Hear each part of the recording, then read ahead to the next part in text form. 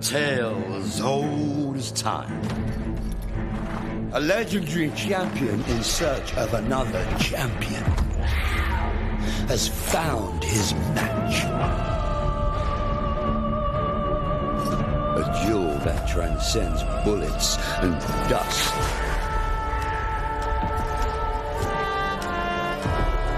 Both men undefeated. Both men larger than life itself.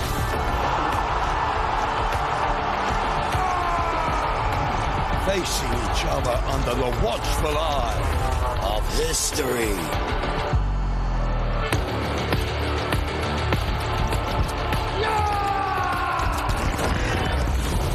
Beyond blood, sweat, and fire, and the mercy of the rough seas.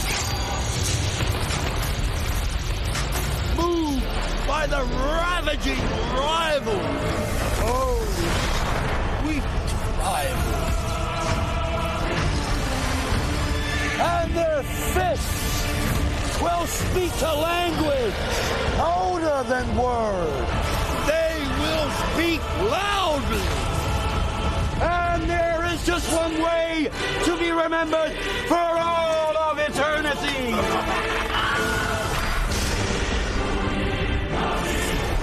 Let's get ready to rumble. And Riyadh. It is time to fight.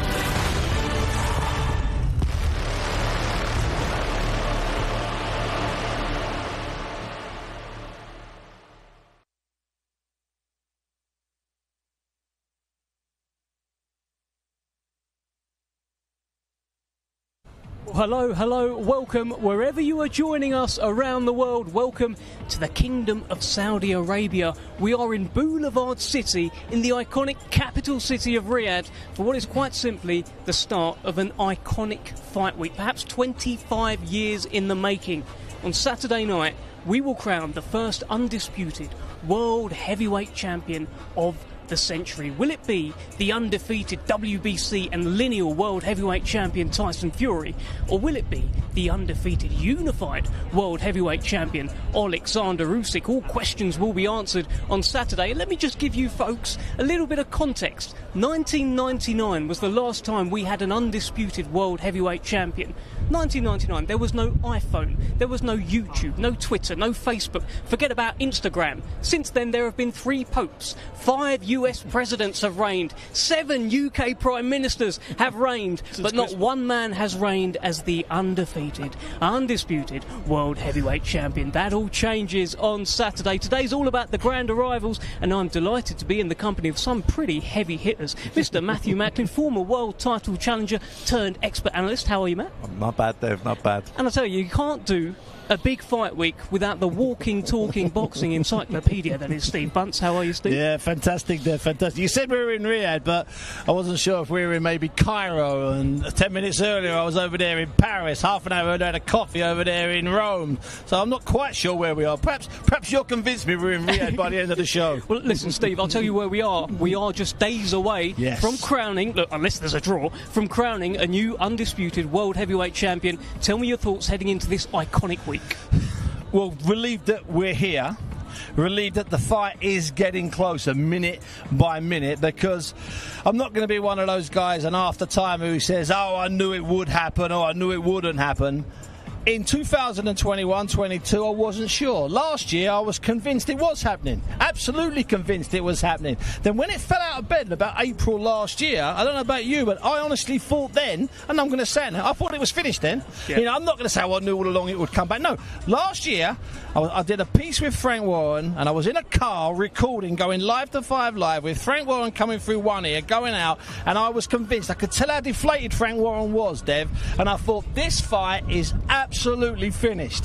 You know what? I don't mind being wrong. Once a year, I'm allowed to be wrong. I was wrong then. Once a year, okay? Well, listen, I'm glad that you were. Matt, look, we just heard it from Steve there as well. The road to undisputed has not been an easy one. There's been breakdowns, there's been diversions, but we are here, days away. Look, even go way back to, you know, Madison Square Garden, and Anthony Joshua getting knocked out, stopped by Andy Ruiz, and it's all part of the big thing. You know, it's all played its part, hasn't it? In terms of getting to Undisputed, you know, the titles remain the same, but the participants have changed, like musical chairs. You know what I mean? But we're here, and two undefeated guys. You know.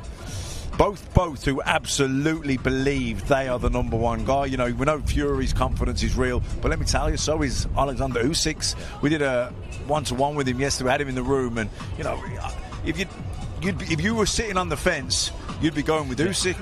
I think he's right there. I was going to make that point. Matt's stolen it. Won't be the first thing he steals from me tonight, so I'm going to try and nick a few of his lines. Don't worry about that. But I sat down with Usyk yesterday. I think it was after you'd done your Sky stuff, and I was sitting with him doing the TNT stuff. And not only was he confident, but I started to believe in him. I started to see things, and I started to really wonder. I started to really doubt. And I'm not quite sure. I've seen a fighter in a fight, any big fight, be as Fury's calm, but I found Usyk just so relaxed. So if you'd have measured his heartbeat, it'd have been like one of those Ethiopian marathon runners. You know, the guys that have like about 10 beats. 10, yeah, exactly. He was that calm. I'd love to have got a nurse in to take his pulse, man. The man was not even breathing. Tell me this, Steve. You have sat in front of Tyson Fury throughout his entire 16-year career. Good and bad. Listen, you've seen that boy become a man. What are you seeing from him this week? Well, I'm seeing, people are going to say, oh, you always said it. No, I'm seeing the most focused Tyson Fury I've ever seen there by some considerable distance. And that isn't just measured in the fact that his waist is a bit slimmer and his shoulders are a little bit firmer and his biceps, not unlike your son, are a little bit sharp. But no press-ups just yet. So, in all fairness, I'm seeing a guy that physically looks absolutely brilliant. And then I do a thing where I want to look at him. I like to look. I want to just get a sense of the man. Have a look at his eyes. See how he interacts with his people. And I've got to be honest with you, he might just be in the best place he's ever been in. So we've got two fighters, and I've been around Tyson a lot. Usyk a bit over the last 10, 12 years, maybe 10, 15 fights. I've never seen the two of them that calm, ever. Matt, the tone from Tyson has changed. We remember that launch press conference in London. He sat across looking down the table at Alexander Usyk. He called him a sausage. He called him all sorts of things. This time, heading into this week, he's talking about how this will be the greatest opponent that he has faced. He's really giving him his flowers. Why do you think this is happening? Well, I think a couple of things. I think firstly, he knows that there's no point. It's a waste of energy. Usyk will just pretend he can't understand him. And if someone's not coming back at you, you're not getting a reaction. You're just wasting your own energy, aren't you? Also, I think there's truth in what he's saying. He's thinking, we're here now. You know what? That the psychological warfare probably isn't going to work anyway. And actually, I'm going to give the guy his props. He's here. He's undefeated. He's a unified champion. Undisputed at the weight below. Now he's up. He's beat Anthony Joshua twice. He's got my respect. Also, and another thing, I think this has been a blessing for Fury going into this fight. The performance against Ngannou, I think, is the best thing. You know, say sometimes things are, blessing in disguise. Blessing in disguise. That's what that was. Yeah. Because, there were distractions. There was the Netflix documentary, among lots of other things. And we're all human. You know what I mean? He probably got a bit distracted. He was underprepared. And he looked terrible against Ngannou, but he come away with a win. That will have kicked him right up the backside, and I guarantee you, I didn't see him in training, I wasn't there, but I can guarantee you he was the most on it Tyson Fury he's ever been for this fight. And you talked there about trying to get inside Usyk's head. I think he did try and get inside Usyk's head 2 years ago at Wembley, at Tottenham after the Derek Chisora fight, and a couple of other times. And at those press conferences there, when he's looked down the table and called him a gap tooth, midget, heavyweight, rabbit, and all of those other insults that he's used. And I think he did try and get inside his head because he's had success getting inside heavyweights' heads. He got inside and ruined Vladimir and Vitaly Klitschko in Dusseldorf in 2015. I was there. I was this far away from them looking up. He absolutely ruined Vladimir Klitschko before they got in the ring and then did a job on him in the ring.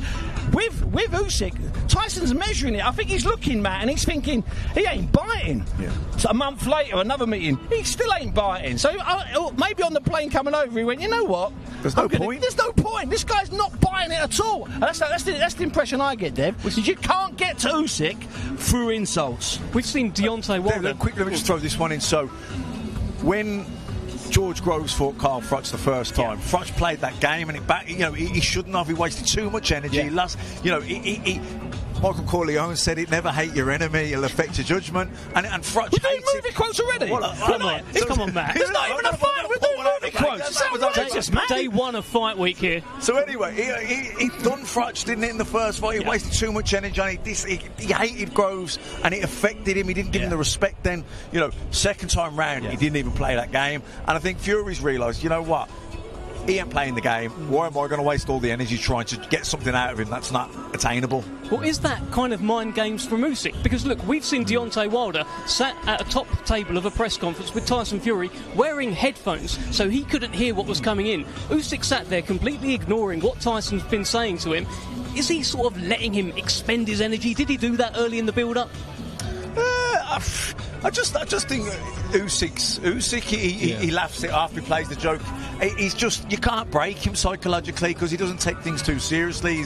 He's got a very, you know, in terms of ego, he ain't got that big of an ego as he's very humble. So you're not going to get, Fury's realised there's no point, I'm just wasting my own energy trying to rattle him psychologically. It ain't going to work. Let's just focus on the physical, the tactics, the actual boxing. And what's interesting, Dev, you've touched on it there, you've half touched on it.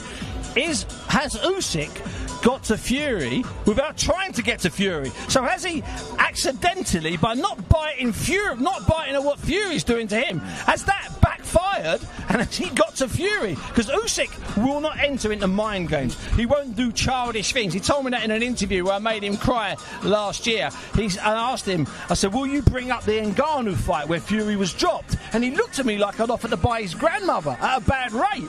He said, no, I'm a man. I have children. Why would I play those games? So I don't think Usyk does games.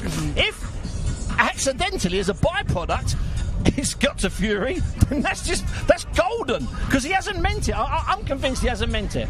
It's quite something, and Oleksandr Usyk is quite the fighter.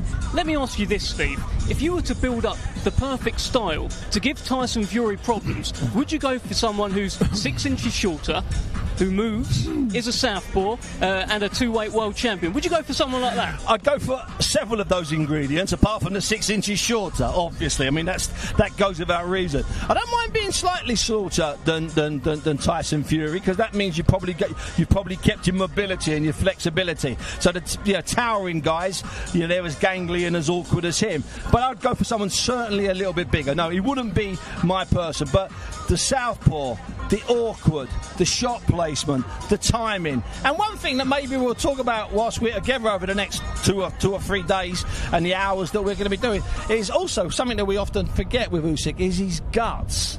He's a brave fighter. And I know he had those 2 fights with Anthony Joshua, and the record book will show he won them fairly comfortably.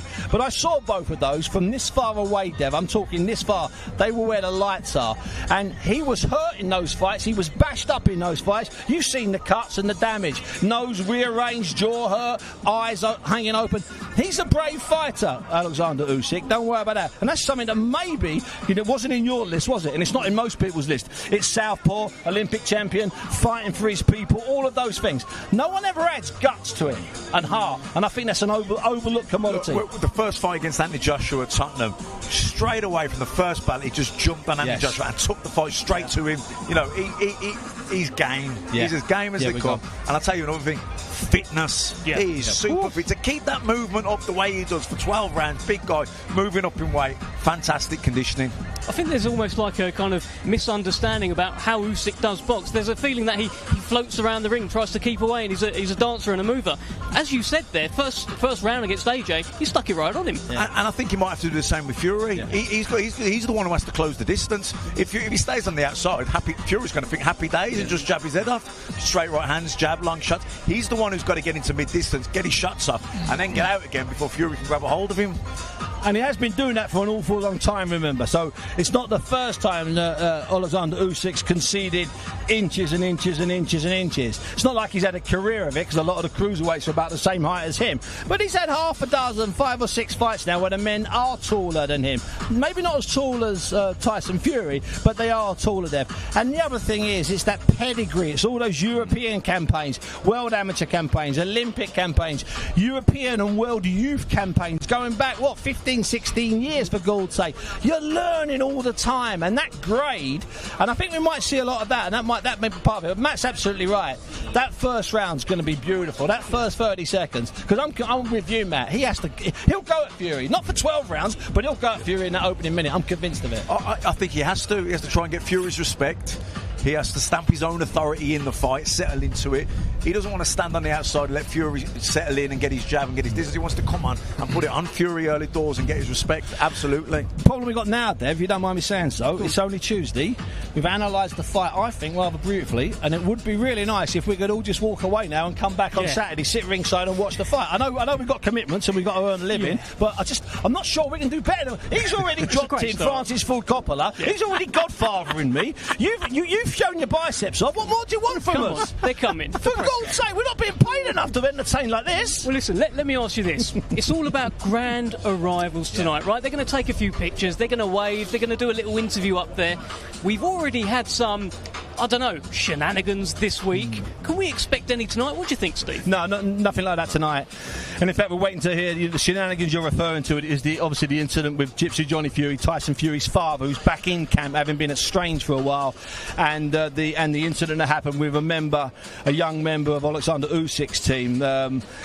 None of us are absolutely sure how that's been patched up. We understand there's been apologies from both sides and people have been shaking hands. I don't think we'll see anything like that tonight, but before now and the first bell, we'll see it. If not in the main event, in one or two of the undercards. The super featherweight title fight and the cruiserweight world title fight, Dev. I had those guys in the room. I'm sure you did yesterday as well. And there's a little bit going on. There's a little bit of tension. You can feel it in the air. So I'd be amazed if we get to the first bell on Saturday without a few more incidents. Don't worry about that. Yeah, I think we're fine. Maybe not tonight on the grand arrivals, but certainly press conference day. Maybe even in the ring sessions at the open workouts. Yeah, maybe. I feel like it's inevitable, Matt. There's so much that, as we learned yesterday in that media room, there's so much testosterone in the air. When you've got one half of a room chanting Fury, Fury, Fury, the other chanting Usyk, Usyk, Usyk, neither side has tasted defeat. Something's going to happen, right? Yeah, and you're a few days out from the biggest fight in the last 25 years. Yeah. You know what I mean? And it's, tensions are boiling over, egos are all over the place, and they were very close together. Something was bound to happen. Very close together, yeah. They're lucky I didn't jump in, the biceps. I appreciate that. I was waiting for you to put it apart. Oh, God, people are holding me back. In fact, if you look at one film, I'm doing this. Okay, see you later, boys. But let me ask you this. You mentioned it there. Big John Fury, he's in camp. My understanding is he's going to be in the corner. We'll probably have to verify that. But he's very much in the camp alongside Sugar Hill. What does that add, Steve? Well, it adds to Tyson a motivator and a man that he looks up to. They haven't always seen eye to eye, Gypsy John and Tyson Fury. There have been lots of occasions when Gypsy John's been not removed, that's too strong a word, but has been not involved in the camp. He's been on the real periphery. And he's not on the periphery here, Devin. You've been around enough fights of Tyson Fury's recently where Gypsy John's coming in from the sidelines and got closer to the centre. My gut feeling is now he's much closer to the centre. And he does an awful lot of work when Sugar Hill Stewart isn't here. And Sugar Hill Stewart isn't here for an awful lot of the time. So a lot of those months, that's Gypsy John putting in the hours, working with his son. And there is great respect between the two of them. You can have great respect for a friend, you can have great respect for someone who's a family member and still not want to be around them all the time. It doesn't make you a bad person. And so, but on this, what I've seen in the build-up, and I was in that press conference in Morecambe a couple of months, 6 weeks ago, is I saw sort of a great-looking relationship between Gypsy John and Tyson. Maybe the best I've seen since they were boy and man, because they were boy and man not many years ago. So that's quite reassuring. So I think this is really going to be controversial. I think Gypsy John's been a good presence in camp. Yesterday, maybe not so, but in camp, yes, in my opinion. Your thoughts on this one, Matt? Yeah, look, father-son relationships can be complex in life, never mind throw boxing into it and training and everything else. And you look at Floyd Mayweather and his dad, and you know what I mean, he slung him out of a house, didn't he, Floyd, at one point? It's love hate. It can be love hate. It can be a fine line between love and hate sometimes, and father-son relationships can be complex, but when it's good, it's really good. And I think he will source strength from that relationship. Being good will make Tyson happy. So look, Usyk's clearly now got Tyson Fury's respect as a heavyweight, what he's done against Anthony Joshua, Derek Chisora, Daniel Dubois. But tell me, did we learn anything new in his fight with Daniel Dubois? No, I didn't learn anything new in the fight with Danny Dubois. He's a slick pro. He got hit with a shot that may have been low, may not have been low. He took the option that it was low. He was looking at the referee. If the referee had been counting, he would have jumped up at 5. That happened 6 feet in front of me. That was good gamesmanship. That was quality. That was class. People again might disagree with it, but that's the bottom line. I don't think we learned anything from that fight. I really don't. Okay. That's my gut feeling. Okay, well, I'm sure we'll come back to that. Let's head over to Thomas Triber. Promotions and Bob Arum for Top Rank Incorporated in conjunction with Riyadh Season, National Event Center, the General Entertainment Authority, GIA, Gold Star Promotions, K2 Promotions, and Sella.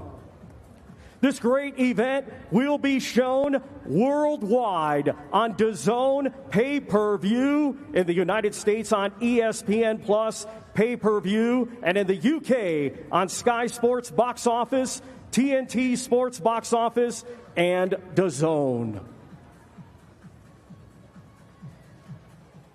Well, ladies and gentlemen, at this time, we would like to extend a big thank you to the custodian of the two holy mosques, King Salman bin Abdulaziz Al Saud, His Royal Highness, the Crown Prince, Mohammed bin Salman, and His Excellency, Chairman of the General Entertainment Authority, GIA, Turki Al-Sheikh.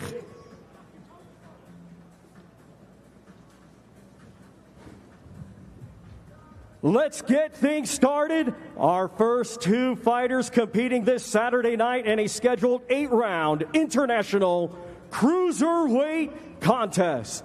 Let's first welcome, fighting out of Frankfurt, Germany.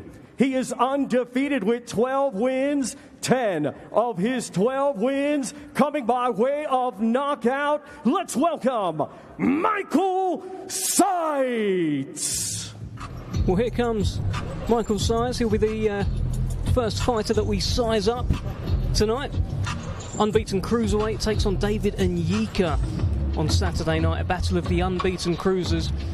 And that's probably the most high-profile kind of ring walk he's had so far. This is all quite something. There's a lot of bright lights here. It's quite something, Steve. Most of the fighters that come out here to Saudi, they have some firsts. Generally, it's the first time they've made whatever they're being paid, because it's generally good money.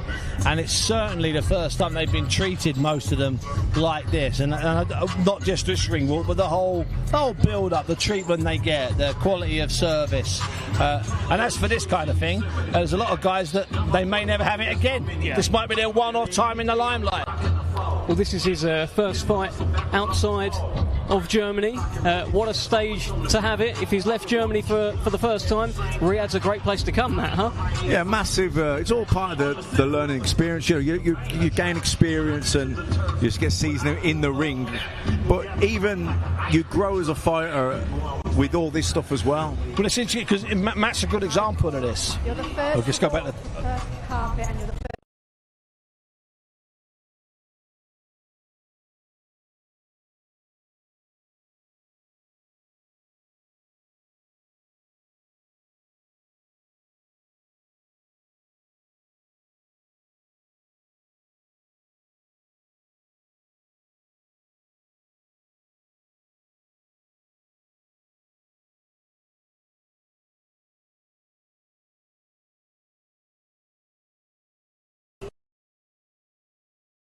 Team, you know, I trust myself.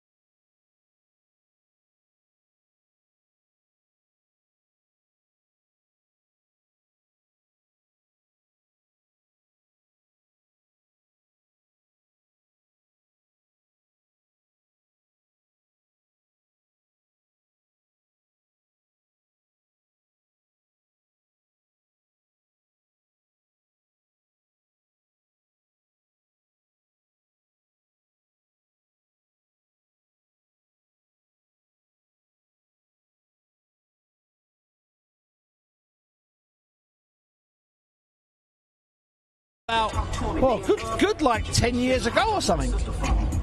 Well, let's hear from the man himself, David Onyeka, who's joined by Ali Drew. First time fighting over here. Yeah, it's an amazing place so far. Everyone has been super hospitable. It's a huge honour to be fighting as a part of the Riyadh season, and of course, thank you to His Excellency Turki Al Sheikh for having me here and giving me the opportunity to demonstrate my ability and my talents. Now, Saturday night, you're on a 5-fight knockout streak. Can we expect more from that on Saturday? I'd say so. That's the reason I come here. I come to impress. If I can't get Michael Seitz out of the ring before the 6th round, I'm doing something wrong. And yeah, this is an opportunity to assert myself as a cruiserweight contender. Well, it's great to have you here. Best of luck. Cheers. Thank you. I'll tell you what, David Onyeka there has put a little bit of pressure on himself. He said if he doesn't get his man out of there within 6 rounds, then he's not the fighter he thought he was. And there we were thinking we'd have a little easy walk to the ring, a bit of showmanship, a little bit of a chat, and go home comfortably to our donuts. No, he has put himself under pressure, and rightly so, because he's got a lot of talent. I don't know enough about where he's been and why he isn't better known and why he hasn't had more fights, but let him put himself under pressure. He's fighting an unbeaten fighter, and sometimes our next 2 fighters competing this Saturday in a scheduled 10-round contest. It will be for the vacant WBA Intercontinental Light Heavyweight Championship. First, coming to us from Porto, Portugal. His professional record, 9 wins, just 1 defeat. 4 of his 9 wins coming by way of knockout. Here is Octavio Tank Pudivita. Well, here comes Octavio Pudivita, another fighter who got that golden phone call, perhaps completely out of the blue, and is in the opposite corner on Saturday night to an OLEKSANDR USYK promoted fighter in Daniel Lappin. He's 38 years old, his nickname is Tank, and if he's even a quarter as good as the other famous Tank currently running the kind of lightweight, super lightweight division, then I'm sure we're in for quite a show. But doesn't look out of place, Steve. You know what? That's amazing that. Because guys like this who are suddenly being exposed to this, they are coming out. And maybe that's just the mentality of modern boxers who have been watching these streams from the last.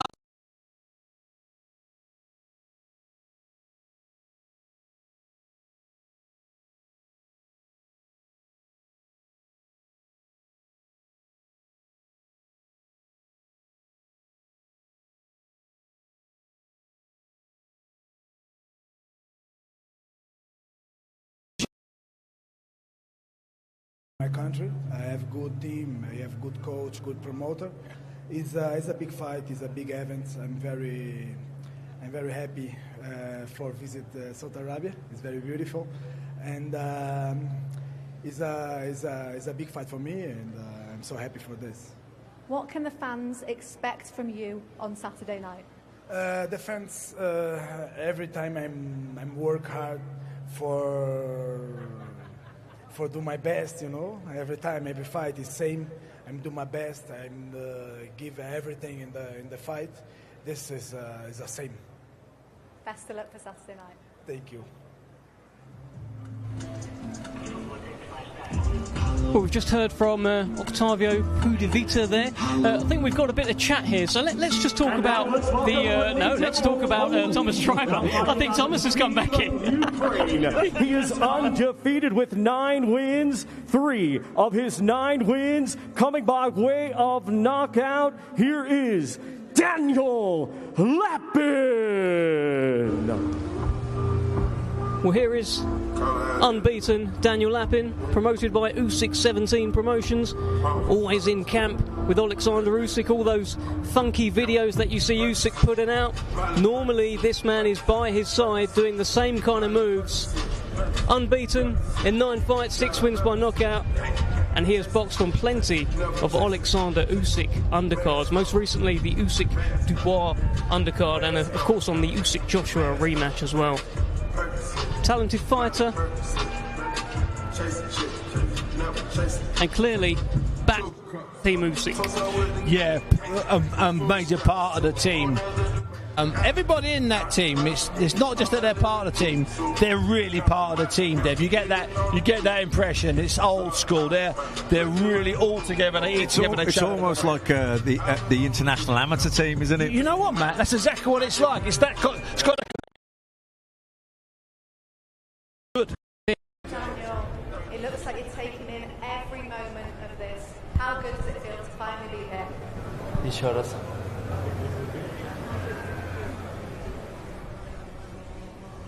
Я себя чувствую отлично. Я провел довольно очень тяжелый сбор, довольно долгий сбор, и поэтому я готов на все 100%. I feel super good. I'm born to win, and I'm always ready to fight. What are you expecting from the fight on Saturday night?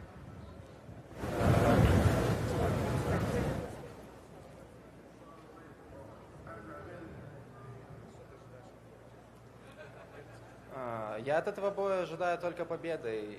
Не просто так же я готовился 6 месяцев на этот бой. Yes, I will win, and my preparation was 6 months, and I think I will win. Brilliant. Best of luck. Well, I'll tell you what, there's no fight prediction quite like the I will win. Matt, have you ever made that prediction? Oh, once or twice. I was usually a bit more colourful than that, though. That's the worst one. 'Cause I'm hosting a few more pressers now, and sometimes I come to the fight and say, so how's this going to go? What's going to happen in there? I'm going to win.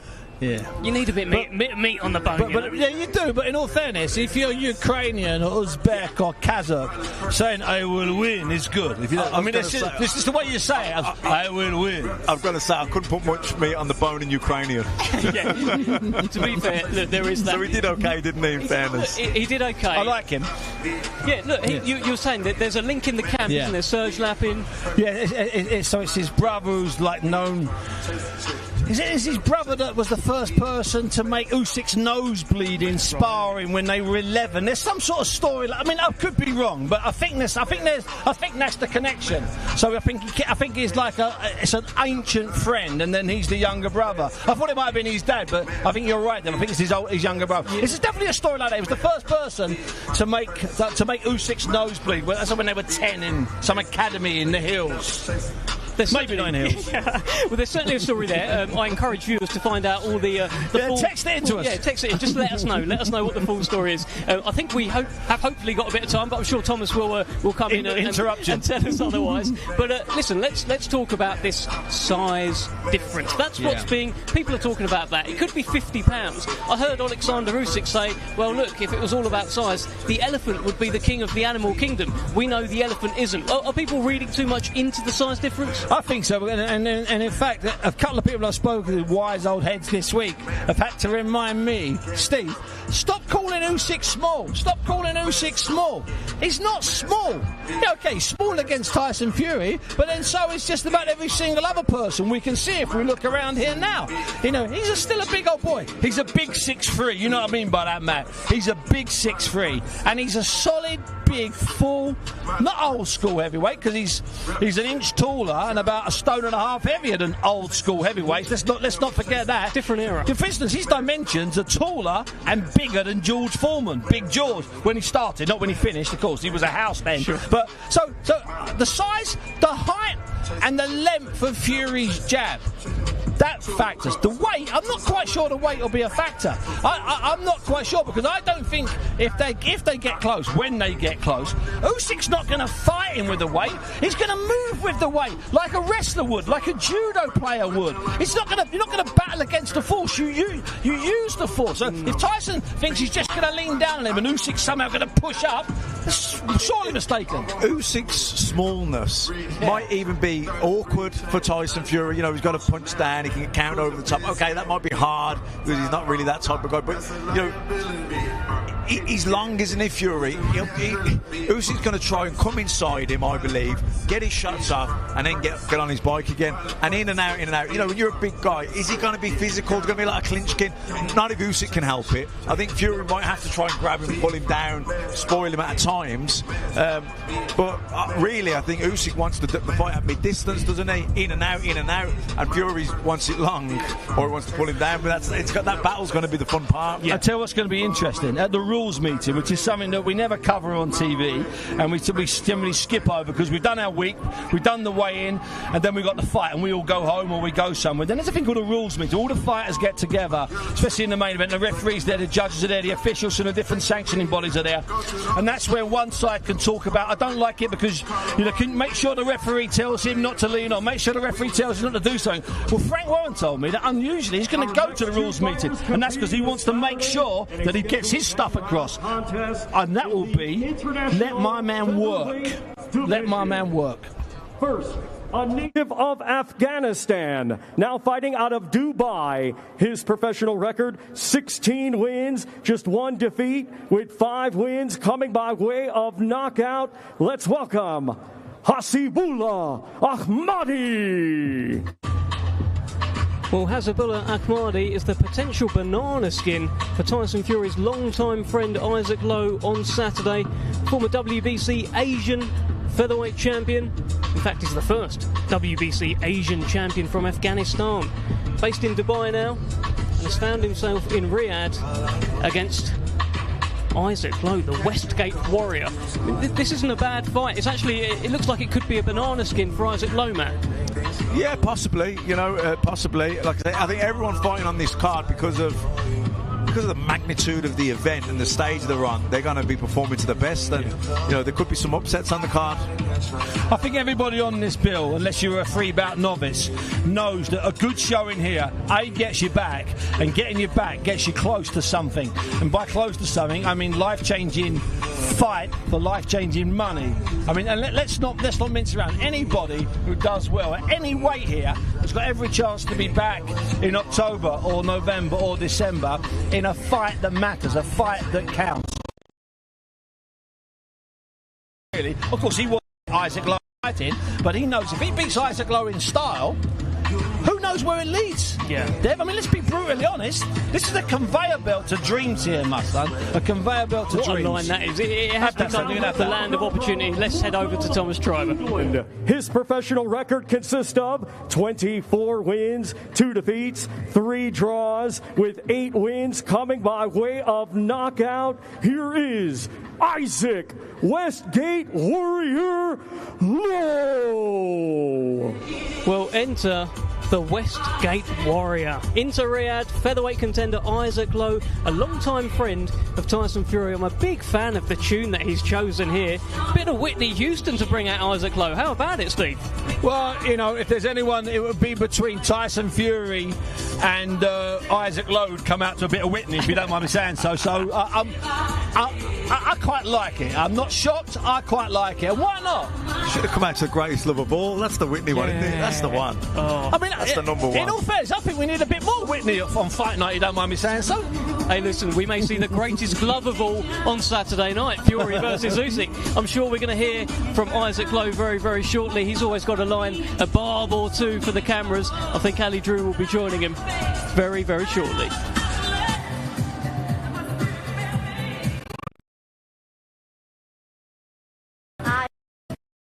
Fight week is upon us. How are you feeling?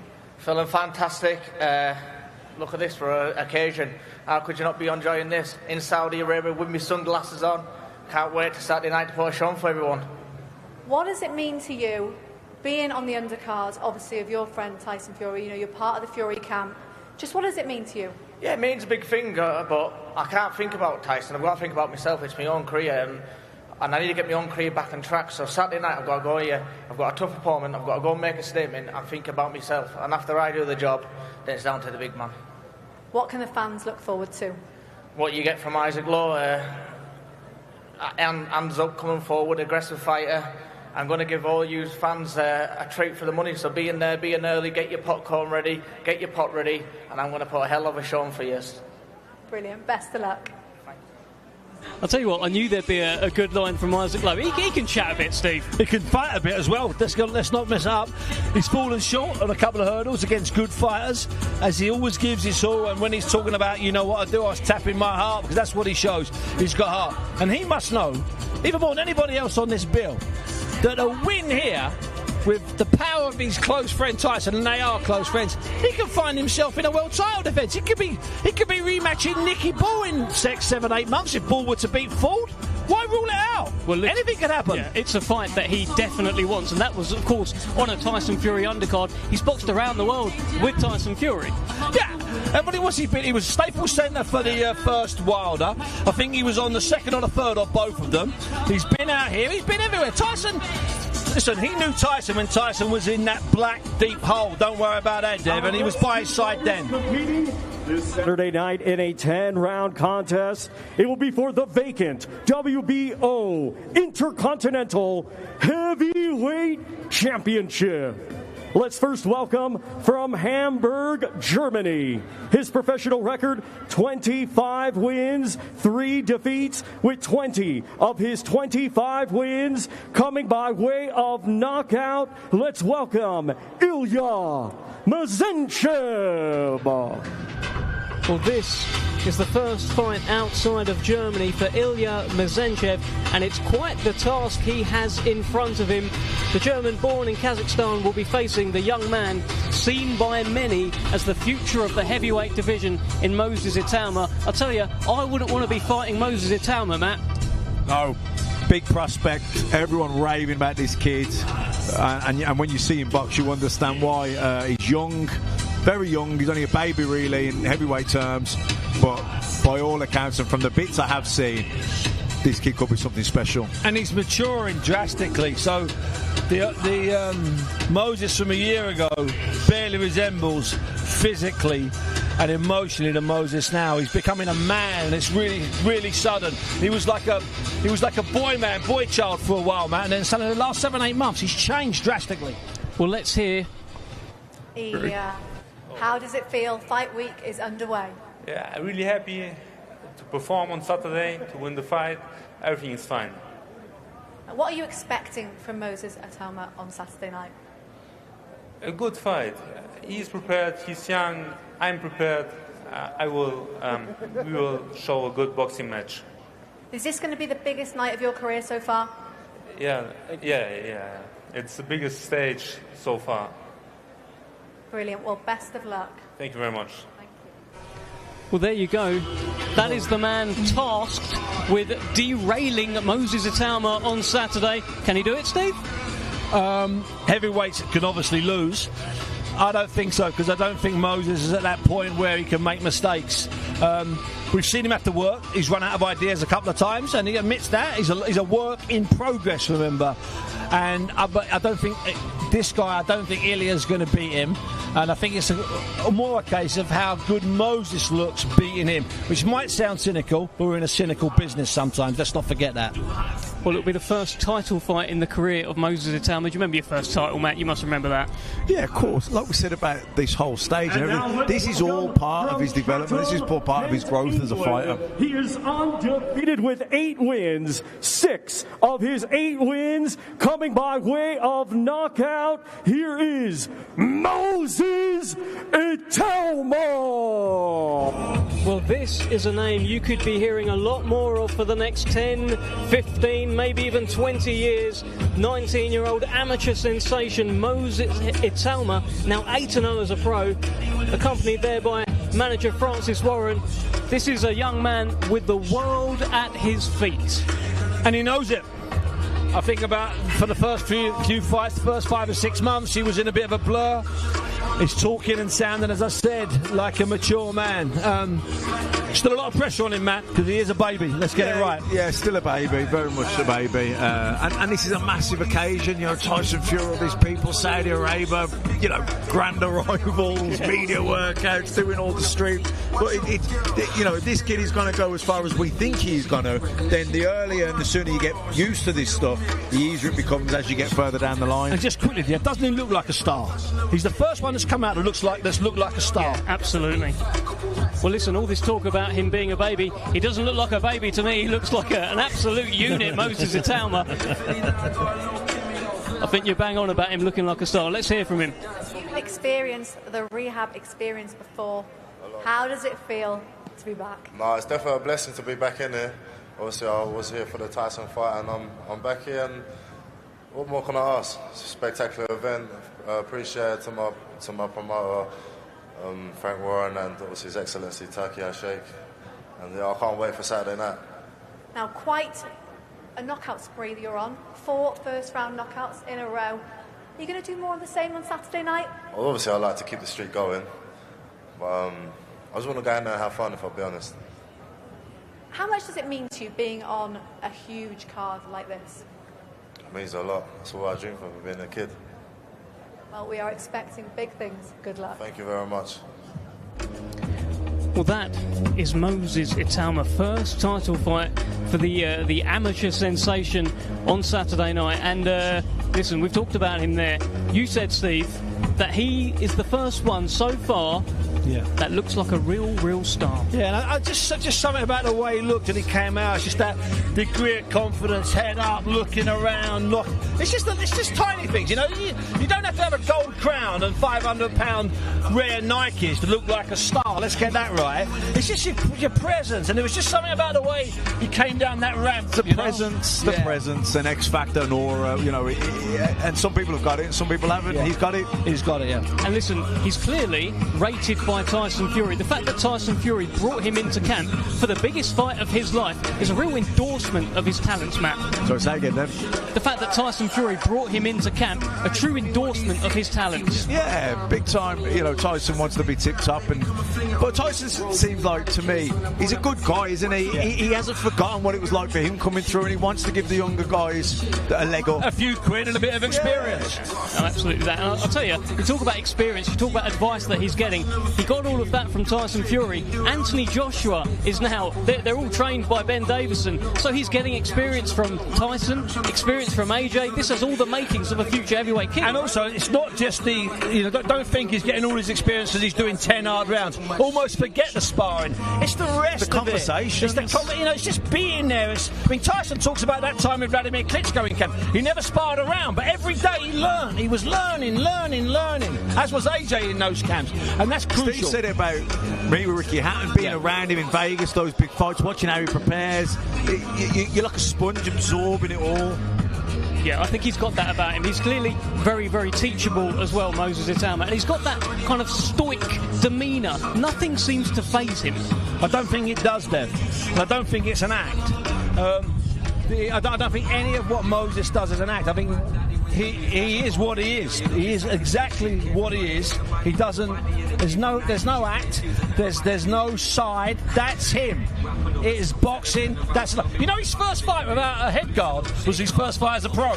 Was it? Yeah, because he was classified still as a junior at 18 because they moved the ages around. So he went from head guard like balloon gloves into small gloves, no head guards overnight. Yeah, it was great. Yeah. And do you know when his first loss was? He hasn't had one. Amateur or pro. You don't get that every day. Very rare. Very rare. There he comes now, anyway. This Saturday in a scheduled 12-round contest. It will be for the vacant WBC silver lightweight. This is Itauma himself, who we have just showered in praise. Moses, how are you, sir? Loving the look, loving the vibe. Talk us through this, mate. You know what? It's ain't even mine, it's my brother's. Yeah. I didn't really pack no clothes. And he was like, I've got a few bits for you, so, I've got to look good. That's lightweight, though, son. Looks good. Especially for this weather. Let's bring in Frank Warren here as well. Moses was just on the stage, and Steve Bunt said he's the first one so far that's gone up there that looks like a star. Oh. Look at him. Wow. It's $1 million. In all fairness, a safari suit mentioned, please, Dad. You don't mind me saying so. That is blinding, that, son. Well, when in Saudi. Frank, special talent here, special opportunity for Moses to shine on a big stage. Well, he's fought here before, and he made a big impression, and I'm sure he's going to do that again on Saturday. Now he's the one they're all looking at to be the next guy, and the main event on Saturday. Both the guys are well in their 30s now. don't know how long they're going to be there. But in the meantime, he's got to keep doing what he's doing, which is learning, keep getting in fights that he can get experience from, and when the time's right, he'll fight for the title. There's very few heavyweights, Frank, under the age of about 26, let alone anywhere near his age. There's none in the top 10. Exactly, they're all like, they're 29, 30, up to 40. But 38s and 37s is standard. So there you go. So you got, you know, Moses, you got Daniel. There's quite a few. There are some youngsters there. There's some, you know, quite a few Brits as well. So some great fights to be made down the road. But it's all about learning your trade. Still a teenager. We've been 19 4 months ago, so he's got a way to go yet. Man boy, I called you that earlier. Man boy. Boy, man. Moses, let me ask you this. Does any of this faze you? I mean, you boxed on the Battle of the Baddest undercard. You're boxing on this one, perhaps the biggest show of all time, some are calling it. Any of it faze you? No, not really, because I feel like when I do kind of look at it from like, wow, I'm on this big stage, maybe that could be my last time I am on the big stage. So I kind of have to push it to the back of the room and then do my job, and then after be like, yeah, I've done something big. That's a good attitude to have. That's a great attitude to have. That, but you do seem made for it, Mose. I mean, even when your interviews are only okay, now their interviews are really good.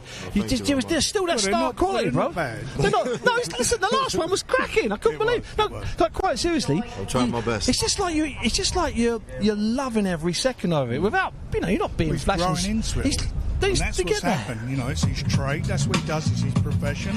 And he's embracing it and doing what he has to do. He knows it's not just about the fighting, which is the most important thing. It's about everything that goes with it. And he's a sensible guy. And he's got a good team around him, a good manager, his brother in there. You know, it's a really, really good team. And between them all, they're doing a fabulous job. But the man who's getting in the ring is all about, he's doing an excellent job. He's doing a brilliant job there. Thank you very much. My head's getting big already. Moses' first title fight on Saturday night. Yep. What does this mean? I reckon you'll end up winning probably about 40, 50 belts in your career anyway, but the first one. By the time he's 21. Hopefully, it's the first of many. And just want to be on big cards like this, be on big stages, and win titles. For my country, for my family, and just for everyone. You know what I mean? Maybe I can put on a show that people can enjoy and say, wow, I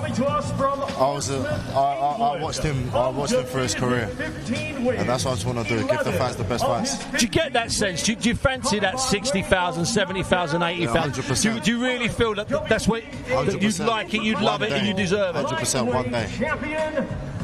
Frank, this big fight mentality. Big fight mentality, son.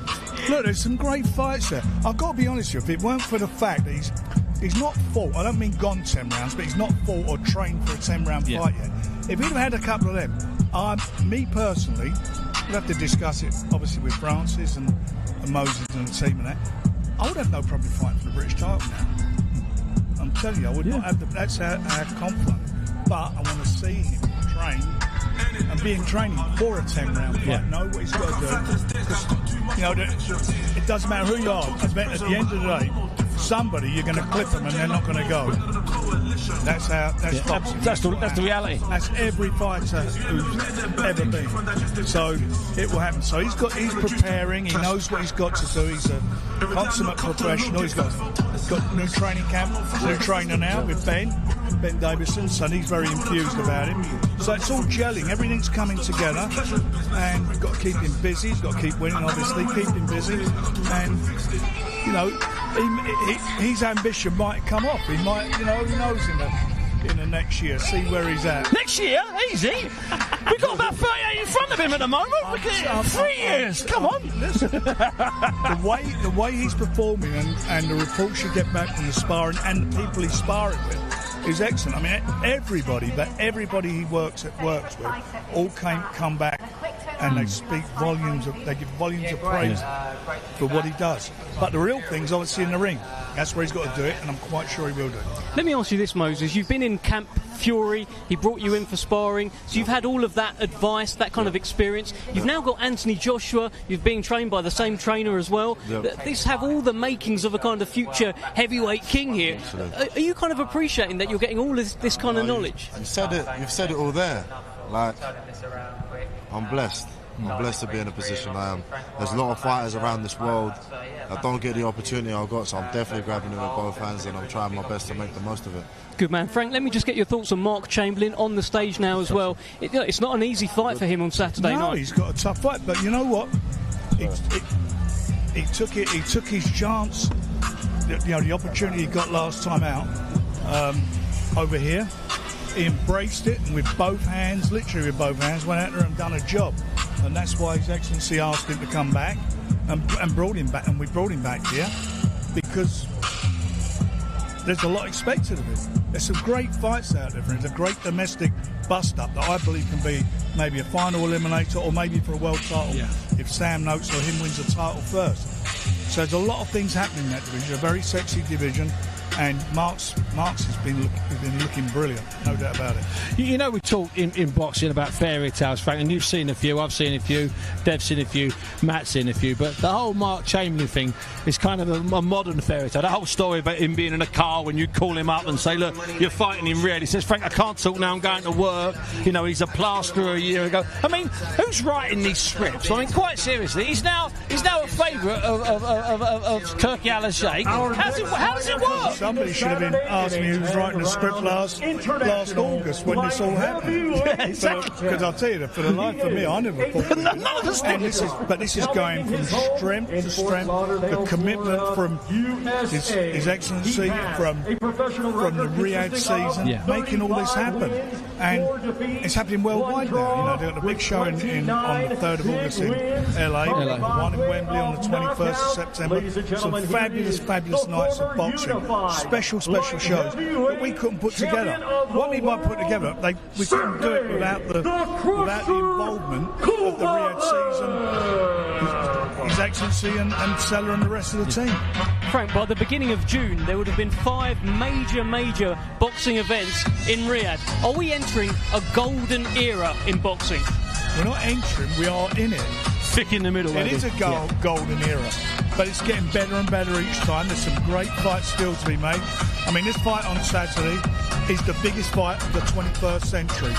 The biggest fight any British fighter's ever been involved in, ever. 4 belts on the line, heavyweights, it's never happened before. Probably the richest fight that any Brit's ever been involved with, or probably one of the richest fights in the world ever. This is something extra special. And if Tyson, what I believe he can do, pull it off, you know, that nothing can ever eradicate that. That's in the history books. First one this century. First person to ever unify the 4 belts. Well, let's speak to young Mark Chamberlain, a real favourite around these parts, Mr. Mark Chamberlain. How are you? Yeah, all good. On top of the world to be back here. Only feels like we was here a week ago. Massive thanks to this man right here for delivering these opportunities for me, and obviously His Excellency for wanting me back so soon. I mean, Steve Bunce was saying this is fairy tale stuff for you, isn't it?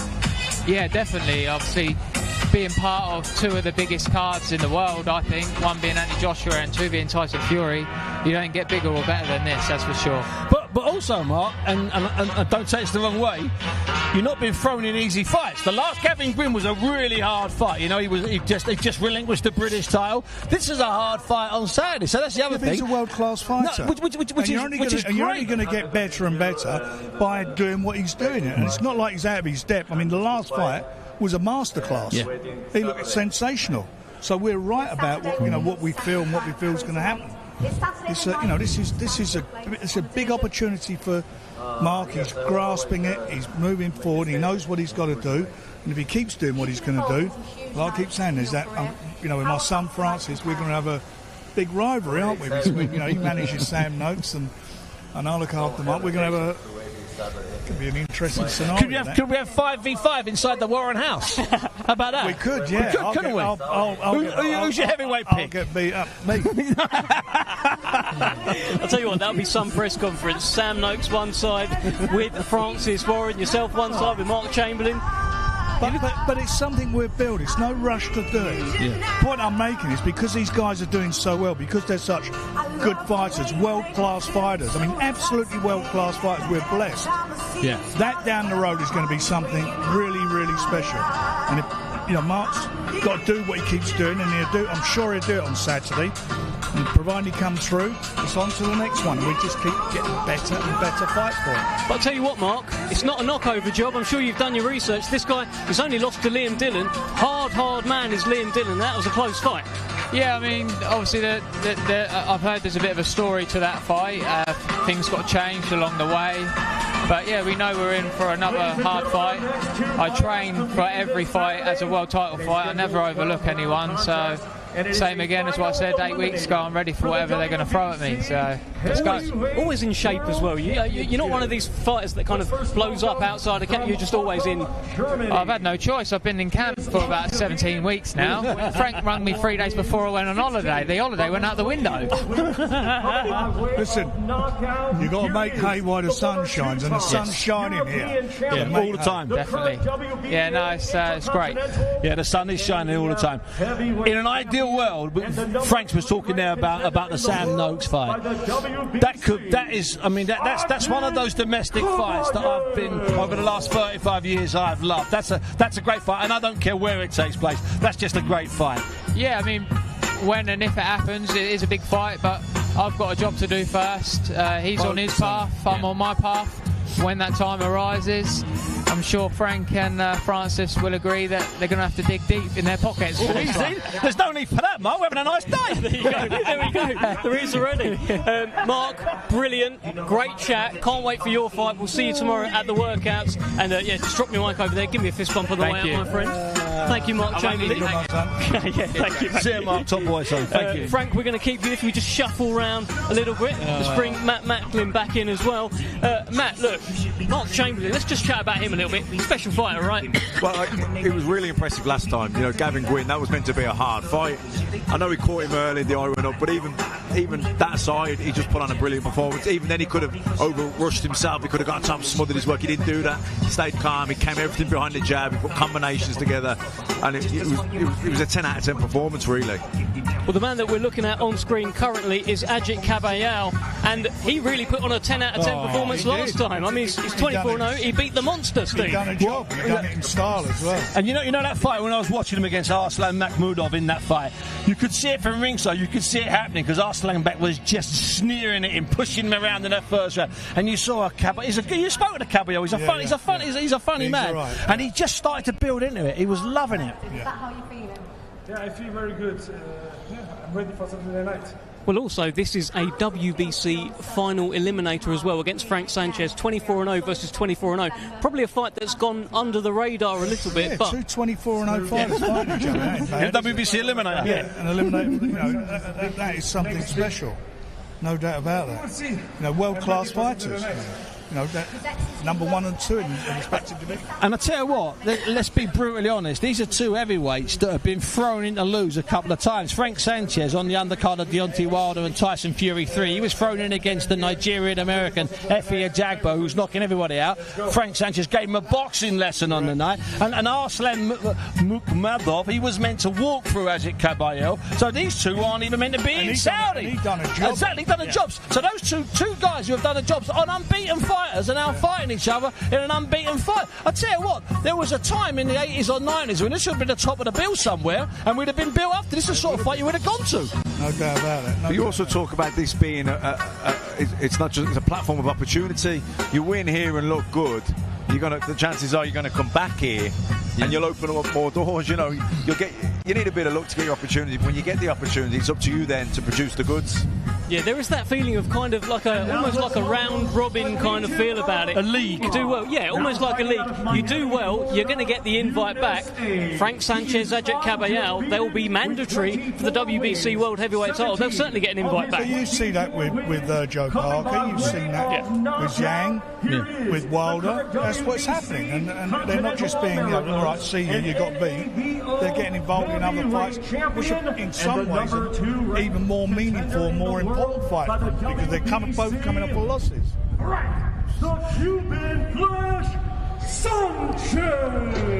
Well, let's have a look at Frank Sanchez, the man they call the Cuban Flash, widely regarded really as one of the best heavyweights in the world today, Matt. I mean, he's got something about him. There's an aura. Yeah, definitely, and he's got that self-belief and confidence of an undefeated young fighter.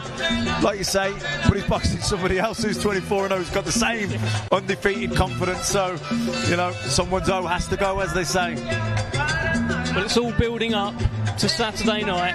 I mean, it's fight of the century, really, Frank. I mean, we're counting down the days now. We've been waiting 25 years for an undisputed heavyweight champion. We're finally going to get one. I mean, we're here. We're certainly here. That's what everybody wants, and it's happening. And I'll tell you something. You look at Tyson, who looks in such great condition. I mean, he's like jumping out of his skin. I've never seen him look so way, like he's glowing. And then I look at Usyk, and he's the same. Yeah. These guys, fact it's been delayed. Excuse me, they've been in back-to-back training camps. They're so fit and well. So fit and well. They've got both of them got self-belief. So we're going to see, I really do feel, something extra special on the night. When you saw, you sat with, I spoke to you yesterday, and then you hadn't seen Tyson Fury at that stage. You saw Tyson a bit later on, and I'm like you. When I first saw him, as you say, he's glowing, and you sit down with him, and he's. It's just not, it's not confidence. It's something above confidence. It's a different. I don't know if I've ever seen him that way, Frank. He comes alive fight week. You know, the week of a fight, he's done all the hard work now, and you can see him. He loves what's going on fight week. He enjoys that, and all he's doing is ticking those days off, and he wants to get in the ring. The same as Usyk. They're both fighting men. They're both undefeated, and they're doing something we haven't seen for a long time in a unification fight. They're coming in, or a fight of this magnitude, they're coming in as undefeated, in their prime, at their best. Normally, as I was saying, the other day to you, no passing the baton, no passing the baton on, the new guy on the block fighting the old guy on the way out. These guys are at their best, and that means you're going to get a real fight. And what we're hearing from Tyson this week, and actually at the Morecambe press conference as well, he's just started to give OLEKSANDR USYK his flowers. He's talking about how OLEKSANDR USYK is the greatest opponent that he's ever faced. Now, remember, if we go back a few months, he was calling him a sausage and all sorts. What do you think has led to this kind of turn in? Because there are a lot of people fancy Usyk to win. A lot of, the trade magazine makes him the #1 heavyweight in the world. Which is great, because if Tyson does what I believe he'll do, nobody can say any different. You've beaten the guy that you're setting. So Tyson, it's right what he's saying. And he is a good fighter. Let's get it right, Olympian, the best in the Olympics at his weight, the best cruiserweight of this century, probably. Of that particular era, done everything, unified all the belts, and he's been a heavyweight for 4.5 years now. He's used to fighting big guys. You look at, you think, you say a big good and always beats a good little one, and I know that adage, but what he did with AJ, he beat AJ to the jab. I expected him, a smaller guy, to roll underneath, get inside. He was out jabbing him on the outside. The first fight at Tottenham Hotspur, as soon as the bell rang, he was straight out into the middle of the ring and stuck it on AJ. Correct. And he might do the same against Fury. In fact, I think he will do. He's not going to stand the outside against Tyson. Now, he's going to have to try and get in and be clever on his way in. But I think he'll be quite aggressive, Usyk. Then we got a fight. We got a real fight. For me, this fight, this first round is obviously it's going to be an important round, but that's going to, for me, who is going to control it? This is the battle of the jabs. The jab will be the weapon that wins this fight. Everything that come off it. Who's ever got the best jab? And what I like about Tyson, here jab you can switch it, as we know, but here jab with you. And if he gets beaten to the jab, he still carries on. He's not one of those guys who loses heart and stops throwing his jab, which I've seen people do. Here jab with him. So I think come the night, come that first round, that centre of the ring is going to be the place that the guy's got. One of them's got to dominate. They've got to dominate it, and for Tyson, is to keep Usyk on his back foot. And to do that, you've got to push him backwards. Fireworks expected on Saturday night. Frank, thank you so much. We're going to speak to you so much more this week. Let's not ask all the questions now. Frank, we're going to let you go. Thank you so much. See you, Frank. Top boy. That is Frank Warren, Hall of Fame boxing promoter, and a man who's really championed Tyson Fury's rise, really, his comeback. Well, I'm not quite. You know, when you're in a pit where Tyson was in 2016 when he was the world champion and he was meant to fight Vladimir, 2 fights, fell out of bed.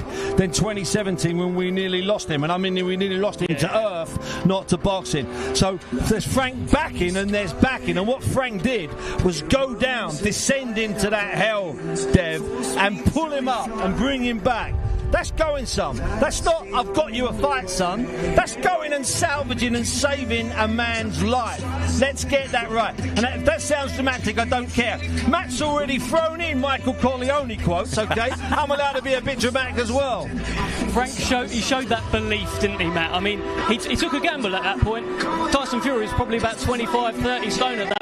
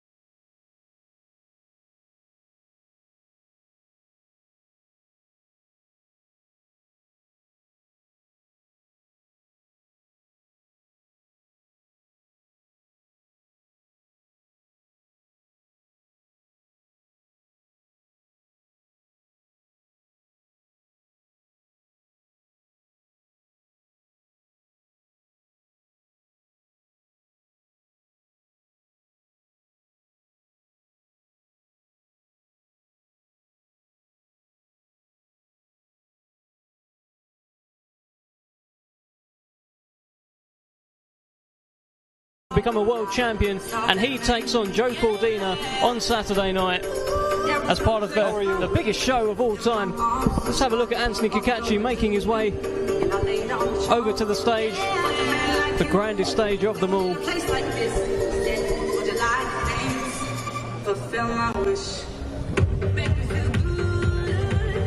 Well, I'm delighted to be also in the company now who's just joined us off screen, actually on screen now. Maurizio Suleiman, president of the WBC. How are you, sir? Very, very happy, very excited to be here.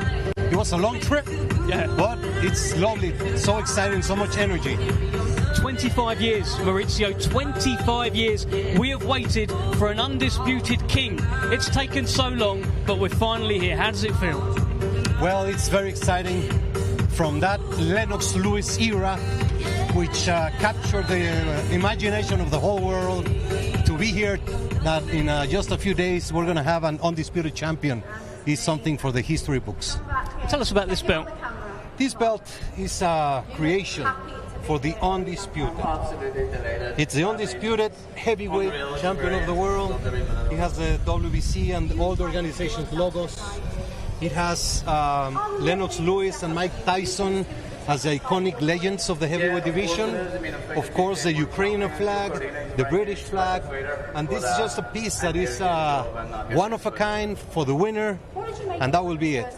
Listen, Matt, as a fighter, seeing belts like this, look, it matters, doesn't it? These are the stuff that you can put in your house, you know, you can show your grandchildren. This is special. Yeah, of course it is. It's a unique one-off piece as well. Like I say, Undisputed, the first of the four-belt era. This is an historic event, and the winner's going to make history. And Maurizio, how fitting is it that you've got two undefeated fighters at the very top of their game? It's not a passing of the torch kind of fight. These are two fighters right at it, world champions. Have those go at it for the undisputed crown. How fitting is that? Well, it's huge. Each one has a very different story, but both are fascinating. Today, the inspiration is very different as well. Usyk is fighting for his country, for the legacy, for the spirits of his whole country. And Tyson Fury is fighting for his own era, because he came back from being at the lowest and showed that you can come back from defeat. And he's the inspiration of millions of people in the mental wellness scenarios. So this is an unbelievable, because they're at the top of their game in boxing, but also at the top of their mental state, with so much motivation and very good corners behind them. And that's quite fitting that it is Mental Health Awareness Week this week as well. So we talk about how OLEKSANDR USYK is fighting for a nation. Tyson Fury is fighting for all of those suffering, like he has done throughout this kind of resurgence in his career. It's an important moment, Maurizio. It is very important that 25 years from tonight, 50 years, a century, we will be talking about the Ring of Fire. This is a new era of boxing. Saudi Arabia, Riyadh season, His Excellency, Turkey, Al-Sheikh has made something that didn't take in 25 years. So there's something happening, and it is great to be part of this history-making moment. It's going to be very, very special. Maurizio, we're going to let you go. Enjoy the rest of the festivities. Enjoy Boulevard City, and I'm sure we'll see you tomorrow. Thank you. Thank you so much, and thank you for all the support. Hey, no problem. Thank you. No problem. Thank you, Maurizio. Maurizio Suleiman. We'll swap him out. Let's bring back in Mr. Steve Butts. Let's have a look at Mr. Joe Cordina, who's going to be making his way now to the stage. The reigning undefeated IBF World Super Featherweight Champion. And I'll tell you something. Joe Cordina doesn't take easy fights. As a world champion, he's gone Rakhimov, he's gone Valdez, who was a bloody handful himself, and now he's got Anthony Kakachi. What he says, Joe Cordina, I'm not sure if Matt spoke to him as well yesterday, as he said, it's taken me a long while to get here. Now it's time to have those fights. Now it's time to make not just a legacy, but security. As he said, not just for my kids, but for their kids. And that's what they are. Remember, they're prize fighters, and the prize is the money. The belts are lovely, as Maurizio's just shown you, but they're prize fighters. That's what Joe's having this fight, because this fight, a good win against Kakachi, by the way, that catapults him into really big fights, and then we go back to lightweight. Yeah, and by the way, you know, Cordina's the favourite, and he should win. But I was speaking to Andy Kakachi yesterday. He's so up for this. He feels like he's got nothing to lose. All the pressure's on Cordina, and he said I've seen mistakes. You know, because Cordina can blow hot and cold. When he's hot, he's hot. But he has had a few off nights, and Kakachi wants to take advantage. Well, let's find out how hot he's going to be on Saturday night. He's with Ali Drew. To Riyadh, posing for the photos. Come and stand here. Welcome to Riyadh. First time fighting in Saudi Arabia. How good is that? Unbelievable feeling. I've been all around the world boxing, but it's the first time in Saudi, so I'm looking forward to it. I've been treated like a king so far. Hospitality is unreal, and to be honest, it was unbelievable when I first arrived. So, yeah, I'm looking forward to it. I'm in a tough fight, so yeah, looking forward to Saturday. You've been pushing for the big fights. You want the big fights. You want the hardest fights. Obviously, you're on a historic card. What do you predict happens on Saturday night? Obviously, like you say, in historic cards, it's the biggest card in history, biggest fight in history. So, but when it comes to big fights, I've been involved in big shows before. AJ Klitschko, AJ Takam, AJ Parker, Errol Spence, Kell Brook. So big shows ain't nothing new to me, but this is as big as it gets, and I'm looking to put on a show and get the win on Saturday. Now, you must have watched quite a bit of Anthony Kakachi. What are you expecting him to bring that might make it difficult for you? Yeah, he's a great fighter. I've watched him for years, and I always had a feeling now at some point we're going to meet. He's got great footwork, good power, good boxing ability, good boxing brain. But I just believe in my ability, and I believe that I'm better in every aspect of that. So yeah, I'm just looking forward to it. It'll be a great fight. He's a nice guy, and looking forward to sharing the ring with him. How does the fight end? With a win, by any means. I got to win for me to secure my family's future. This has to be a win for me. Well, great to have you on the card, and best of luck. Cheers, Ali. Thank you. Cool, calm and collected Joe Cordina, and I think we're about to be joined by another man who's very cool, calm and collected. I suddenly feel a lot more secure. Mr. Fraser Clark has joined us. How are you, sir? Okay. Great to see you, Fraser Clark. Big phrase. Listen, big phrase. Let's just get your opening thoughts, because I've not really spoken to you about this fight. 25 years in the making, undisputed. This is pretty big, isn't it? It doesn't come bigger. I've not seen it bigger, you know, since my days of watching boxing, and what a privilege to be here, because this is one of them fights where was you? Yeah. Where was you? Bang moment, and I'm right here, and I'm loving it. Well, listen, you're taking it all in here. Presumably you're looking to get on shows like this as well. But what have you kind of gleaned from your Riyadh experience? It's quite a place, isn't it? It's beautiful. The traffic can be a bit of a pain, but other than that, it's absolutely beautiful.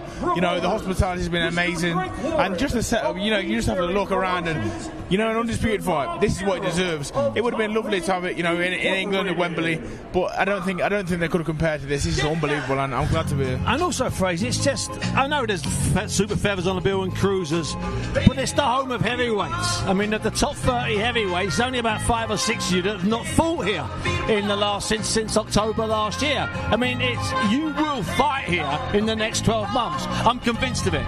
Well, coming out, it's the second time I've been here now. I remember. And it puts the fire in your belly, Steve, you know. If you're not working hard enough already, work harder, because titles are aims, you know, being a world champion is an aim, but being out here fighting on these stages as a young fighter, or not young, but as a fighter, this is what it's about, you know. And these guys on the undercard, what an experience. Honest God, I mean, all of them. Matt, let's bring you in here. We're looking at Bob Arum and Frank Warren on the screen. I wonder which one of those two picked this soundtrack to come out to. That's great. Definitely. It's normally Majestic, the DJ. I think he's given Eddie some good ones as well, like Here Comes the Money. Like he's doing a fantastic job. But it's great to see, you know, Bob and Frank, top of their game right now, and really walking the walk onto the stage. Oh, completely, you know, I mean, If Frank Warren was a boxer, he'd be Rocky Balboa because he's never beaten, and you think he's down and then he's back in. What's that one? Godfather 3, the Thinker Man, they bring me back. You know what? All we've had all night from Matt is movie quotes. We started the show, within 1 minute he was doing Michael Corleone from The Godfather, now he's doing Rocky Balboa. But he's right though, isn't he? Look, He is right. I mean, you look at that. This is without the fighters being there. You look at the history. Frank Warren, Bob Arum, what have they done for boxing? Do you know what I mean? Thank you so much, Fraser Clark. Just before I let you go, one word, Fury or Usyk? Oh, Fury. Okay, thank you, Fraser. We're going to head over to Ali Drew. See you, Fraser. You have been involved in some of the biggest fight nights that we have seen. How will Saturday night's fight night compare? Hey, in boxing, unfortunately, we don't see enough of these events.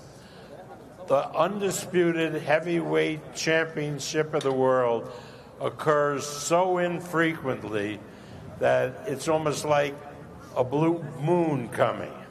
And now, Saturday night, we will have here in Riyadh the Undisputed Heavyweight Championship of the world. And that means that after this fight is over, there is one baddest man on the planet, and that is the Undisputed Heavyweight Champion.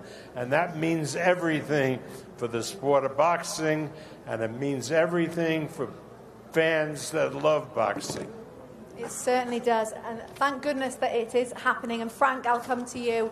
You're at the forefront of making this fight happen out here in Riyadh. How special is it now we've reached fight week? Well, this is the biggest boxing event of the 21st century. First time ever 4 belts have been on the line. 2 undefeated fighters at their prime. It's not a young guy looking to get the baton from the champion. These are 2 guys at their best, both champions. We're going to get something extra special. And it's taken the Riyadh season, it's taken His Excellency and his team to bang all our heads together to make it happen. And we've got something that is going to be a unique, special event. And as Bob just said, one champion, one guy is going to be the baddest guy on the planet. And this is going to be a fight that everybody will remember. It'll be one of those events where you will know where you were on the night that there became one champion in the world. It's certainly going to be a special night. Thank you both. Well, great to hear from 2 Hall of Fame boxing promoters in Frank Warren and Bob Arum. And I think it was summarised quite well there, Matt. This is one of those fights, one of those moments where you remember where you were and how you felt. Yeah, and there aren't that many moments in your life, but there's a few, isn't there? And this will be one of those, for sure. Which ones have you got in your mind, Steve? Moments, fights, where you remember where you were, who you were with, how you felt? Ben McClellan, for all the wrong reasons. Chavez, you shouldn't have done this. You know I'm going to go on all night. Chavez and Haugen, 143,000 people in the Azteca Stadium, okay, in Mexico, 1993 February, and sitting next to me wearing nothing but gold chains and his Speedos and his flip-flops, Mr. T. I'll leave the mic, I'll get my coat, I'm going. That's a true story. So you know your movie stuff, son, no disrespect. That's the, I had Mr. T. I had Mr. T next to me. Well, that signals the end of Steve Bunce's fight week. Thank you very much. Top that, Steve. Goodness me. But this is one Buster of those. Douglas, Mike Tyson, everyone remembers where they were. Absolutely. Where they were when they found out if they weren't watching it live, when you got that phone call on a landline. And my one, I had a message left and I didn't watch it live. And then I got a phone call was, he did it. And at first I didn't know what he was talking about. He did it. He's won. He's beaten him. Unbelievable. Well, this is one of those. Let's talk about Usyk heading into this. So say Usyk beats Fury. How will he be remembered in history? Well, I think he'll be remembered as a great fighter, a great person. I still think people will reluctantly want to place him in really high lists of heavyweights, but I think he'll be higher in a list of pound-for-pound fighters, if you know what I mean. And that sounds like a slight contradiction in terms. You know, I don't know he's right because he's come up from cruiserweight. Absolutely, that's the reason why. So it'll be more in like a rounded list, but he'll be in great. Listen, if he loses, he's still on those lists, Ed. He doesn't vanish overnight. If he were to pull it off, and if it were to be a masterclass, Usyk pulled off a masterclass, it would be one of the great performances. And I've got to tell you, he's capable of doing everything that Tyson Fury's fans fear. I'm convinced of it. He's capable of pulling off a punch-perfect, foot-perfect, second-perfect performance. And that's not saying, I'm not saying he's going to do it, I'm saying he's capable of doing it. He is capable of it, but also he's going to have to do that if he's going to beat Tyson Fury. This Fury especially. Yeah. So if Tyson Fury beats Alexander Usyk, Matt, how will history remember him? So if Tyson, well, the best heavyweight of his era, of his generation, you can only be the best of your era, and so far he's been that, and I think if he wins on Saturday night, he just cements it even more so. But we know we'll have another fight, and then we know inevitably that we'll get AJ and Fury. We know that if Fury loses on Saturday night, we still get AJ and Fury at some point. That's the Saudi influence. And as I said to you when we started the show, in April, May last year, I thought this fight was absolutely dead. We're never going to see it. I thought we're never ever going to see Fury and AJ ever. I would have bet my house on it. Those two fights never happening. Well, one of them's a few days away and one of them's a few months away. When the cut happened in February, I just thought, you know what, this whole Undisputed is just cursed. It's not going to happen. I thought, that's it. There's going to be an IBF mandatory or something now. The bout's going to get fragmented. It's gone. That's what I thought. Well, look, the fight is a few days away, and I can actually confirm that a few metres away is Mr. Andy Clark. Let's go over to Andy. Thanks very much, Dev. I'm delighted to say that I'm joined by Hall of Fame promoter and Commander-in-Chief at Top Rank, Mr. Bob Arum. Bob, in your long storied career, where does this fight and this promotion rank? Well, how many undisputed heavyweight championship matches have we ever seen? Very few. We haven't seen one in over a quarter of a century. So I think this is great for boxing. This is a great event. You know, boxing is such strong all over the world. You know, 2 weeks ago I was in Japan for Inouye's fight, and then last week in Australia for Lomachenko and Kambosos, and now here for the heavyweight championship, the Undisputed. There's nothing like it. It's the biggest event in boxing, taking place on Saturday here in Riyadh.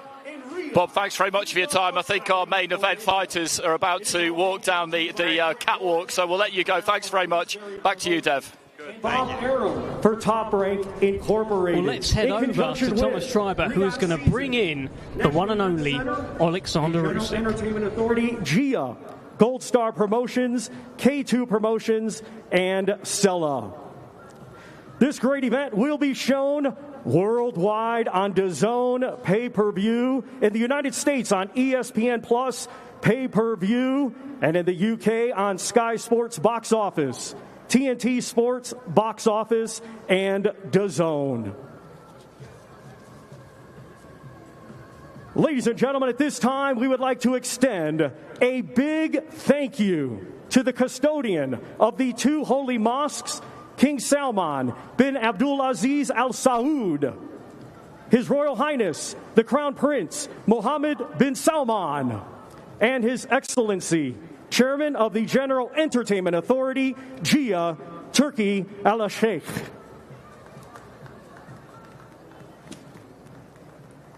Ladies and gentlemen, our main event this Saturday night, 12 rounds scheduled. It will be for the WBC, WBO, IBF, WBA, IBO Undisputed Heavyweight Championships of the World. Let's first welcome from Ukraine. He is the reigning and defending WBA, WBO, IBF, and IBO heavyweight champion of the world, undefeated with 21 wins, 14 of his 21 wins coming by way of knockout. Here is Alexander Usyk. Well, here comes the Ukrainian wizard, the unified world heavyweight champion, Alexander Usyk. He has already had a taste of Undisputed at cruiserweight. and now he gets his opportunity to become the undisputed heavyweight world champion, the first in 25 years. I think he just had a little sparkle hit the top of his head, but he does look the business.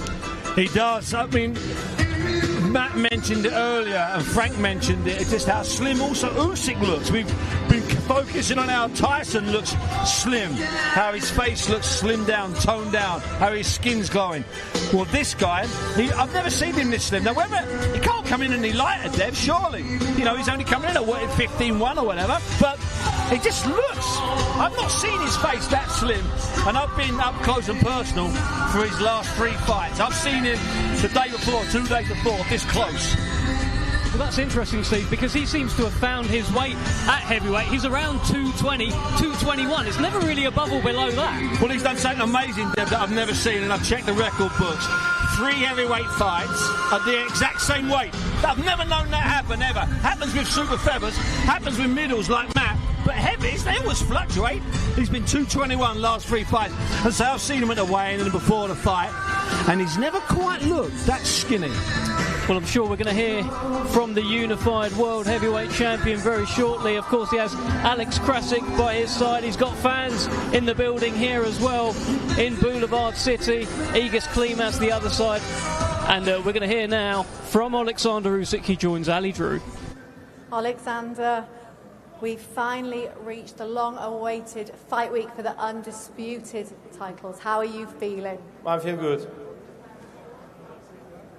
That's the only emotion you're feeling now? No, because after this event I go to sleep. How good is it to be here in Riyadh? A huge fight, but also a huge fight week ahead.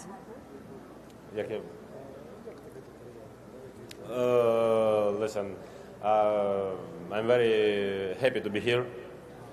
Listen, Saturday, it's special day because I will have opportunity second time Undisputed. It's great. Listen, it's very good for me. It's very important for my country. I like. Now, you have said you've got plans for Tyson Fury. Can you tell us what those plans are? No, because Tyson Fury now maybe say for me, I have plan. It's better plan. It's a great plan. It's staying a secret. Yes, a little bit. Does this fight week feel different, Alex? Say it again. Does this fight week feel different? Yeah, it's a little bit hot, but the emotion is in the air, the energy is in the air. Listen, we are in front of making history. This is for the first time ever, 4 belts on the line. Oleksandr Usyk, the former cruiserweight and the current unified heavyweight champion, is fighting Tyson Fury, the WBC champion, and is defeating him. What can be better? Well, Oleksandr, we'll leave the last word for you. Can we have a prediction and a final word for your fans that are supporting you back in Ukraine?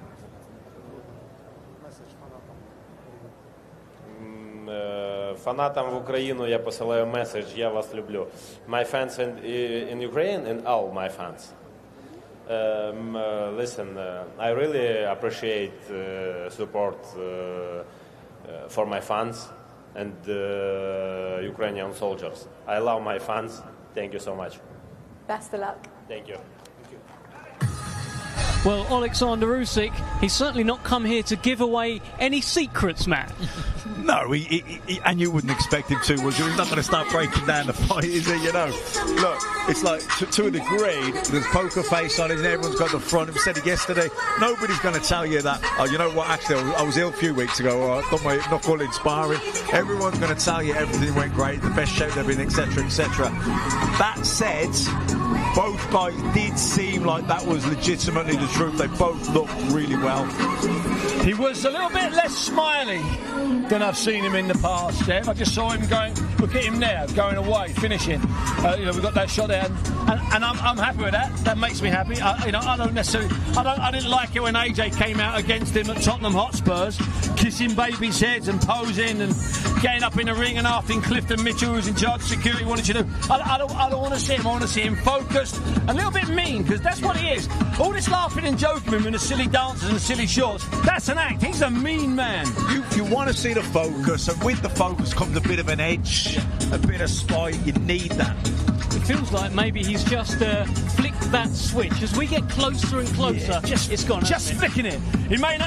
You know what it might be? It might be a fader light. Yeah. You know those old lights you used to get in the 90s. So it's not a flick. He's just turn, and it's slightly. He's just a dimmer, baby, a dimmer. He's getting there. Don't worry. Well, listen. I'm hoping we're going to speak to Alexander Usyk very, very shortly. I'm hoping he tells us more than he is good. He is great. He wants to go to sleep. Do you think we'll get any more out of No, you're joking. We'll leave off. What are you talking about? We'll get a nice. He's really thinking a lot about the war in Ukraine at the moment. So I think we all know that's not going as well as maybe we'd all like it to be going. Unless, I don't want to turn this into a political broadcast. So I think that's on his mind. I really do, Dan. But we'll get. What more do you want? It's like we used to get big drama show from Golovkin. Yeah. That's what you want, don't you? It is good. That's all you want. It is what you want. There's something about that accent and the delivery. It's cold, it's calculated, and when it's delivered with no emotion in the face as well, it's even better, man. Yeah, listen, I mean, English, I don't know if it's the second or third or fourth, whatever language it is, but even with that, he has got a sense of humour, even in English. Brilliant. That's what he does, man. He's a great character outside the ring. Alex Krasser, hopefully we'll have up here as well. He's a sensational guy doing interviews and saying the right thing, and he's a great diplomat. And in the ring, they do their business. You know what they are, and it's a word that we use in boxing, not as often as I'd like us to use it a bit more. We use legend too much. He's class. He's classy. Everything about Usyk and Usyk business, all the personal stuff that we only know a little bit about, all this professional stuff, it's classy. Don't you? I think that sums him up. He's a classy guy, Alexander Usyk. Classy people. Well, he'll be in very, very high class, very elite class, if he can become the undisputed champion. Because not just he'll be undisputed champion at heavyweight, he's also done it at cruiserweight. It's quite something, Steve. And the cruiserweight run, I know we haven't got time now, and I don't have the record in front of me, but it was done overseas.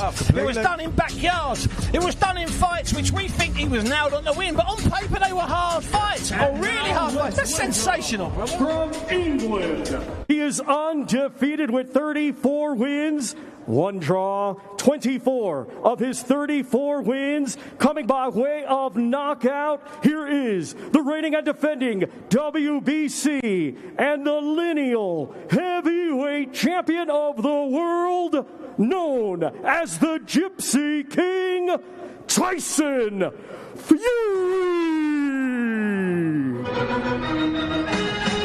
Well, I'll tell you what, he really needs no introduction. The Gypsy King, the long-reigning lineal world heavyweight champion, WBC world heavyweight champion, Tyson Fury, ahead of what he is calling the toughest fight of his career. Undisputed awaits on Saturday night against the man you just saw, Alexander Usyk. And Tyson Fury looks like he's about to go to a party, Steve. Yeah, I'm not quite sure what decade that party is, though. That's the only thing. Listen, Gypsy John's there, Dev, because I'm sure that was... if I hadn't seen Gypsy John, that becomes a question. He's there. That story's dead now. He looks like he's looked all the time. As big and slim, as confident as we know he's been all week. No, absolutely that. And you talk about people who are born for the big stage. Just look at this man. Born for it, man. Completely. An absolute natural. From when he was a kid, he was saying he was going to be the best. And then when he turned pro, he was saying, I'm going to be, and now here he is. But it's not been an easy journey, as we've sort of half mentioned earlier on. I think people sometimes overlook how hard it has been for him, Dev. The story has been absolutely incredible. And you see there, Frank Warren, we touched upon it already, Spencer Brown as well. But pulled him up, Steve, as you said, from hell. Dragged him up from hell, and here he is now on the biggest stage of them all. Well, like Steve said, he goes, it's like that picture, the famous one with the iceberg underneath the water and the top, and everyone says everyone thinks success looks like this. They don't see this bit, you know what I mean? Absolutely. That is a great image. Great image, Matt. Let's hear from the Gypsy King, Tyson Fury, who is joined by Ali Drew. Tyson, the biggest fight week of your career has arrived. How different does this one feel? Feels absolutely fantastic to be in the great kingdom of Saudi Arabia. 2024! How are you feeling about Saturday night, the magnitude of that fight? I'm feeling fantastic. Can't wait to put a good show on. There's so many people coming, such in events. All the big stars are here. Oh, it's just going to be epic. Cannot wait for Saturday night. Now, you look in fantastic shape. I've just heard in my earpiece, Usyk was just up in the press position. He said, when you're nervous, you lose weight. What do you have to say about that? I'm very nervous, Usyk. Please don't beat me up on Saturday night. Please. Extra, please. How important is getting that win Saturday night for your legacy and the history that you leave on boxing? Let me tell you, if I was fighting an old dosser on Saturday night who had 5 fights and lost them all, it's very important to me. Every fight I've ever had is important to me. Every little fight along the way, 4-rounder, 6, I didn't do any 4-rounders, any 6-round, 8-rounder, 10-rounder, any one of them. Along the way, they were all very important. I believe every left and right turn I've ever taken in my life, every time I fell over, every time I've climbed up, was all leading to this moment. It's destiny. Written in the stars, a million miles away. Get up! Spencer, let's bring you in at the forefront, as well as Frank, of making these fights happen. Just how exciting is this for Tyson? It's everything we wanted. We're here now. He's here to do a job, and we are going to do a job. It's a big man against a little man, and you'll see on Saturday night how Tyson prevails on this one. He's in unbelievable form, great shape. Camp's gone unbelievable. Everybody's a happy man, a happy fighter, a good fighter. So we're really looking forward to it. And Frank, you're used to being around boxing week in, week out, but does this one excite you that little bit more? Without a doubt. It's historical. This is historical. I keep repeating myself. The first time this century, first time ever, 2 guys at the peak, at the best of their careers. What can't you want more than that? It's a boxing dream. And you've got the man here, this man here, who, in my opinion, and in a lot of people's opinion, is the best heavyweight on the planet. And I believe on Saturday night he's going to prove that to the world. Well, let's give the final word to Tyson. Let's get a prediction. How does the fight go Saturday night? I predict somebody's O has got to go. Someone's O's got to go, and it's going to be that team over there, unfortunately for them. Listen, Alexander Usyk's a great fighter. Olympic gold medalist, cruiserweight world champion, heavyweight world champion. But unfortunately for him, he has to come against the great Tyson Fury. In the era of me. I'm really looking forward to Saturday night, and all them people, even if he had 20 million people screaming his name, they cannot fight for him on the night. And when there's 2 men in there on the night, it's going to be very daunting when he's got the Undertaker in the ring with him. I'm coming for you, sucker. Sausage. Best of luck.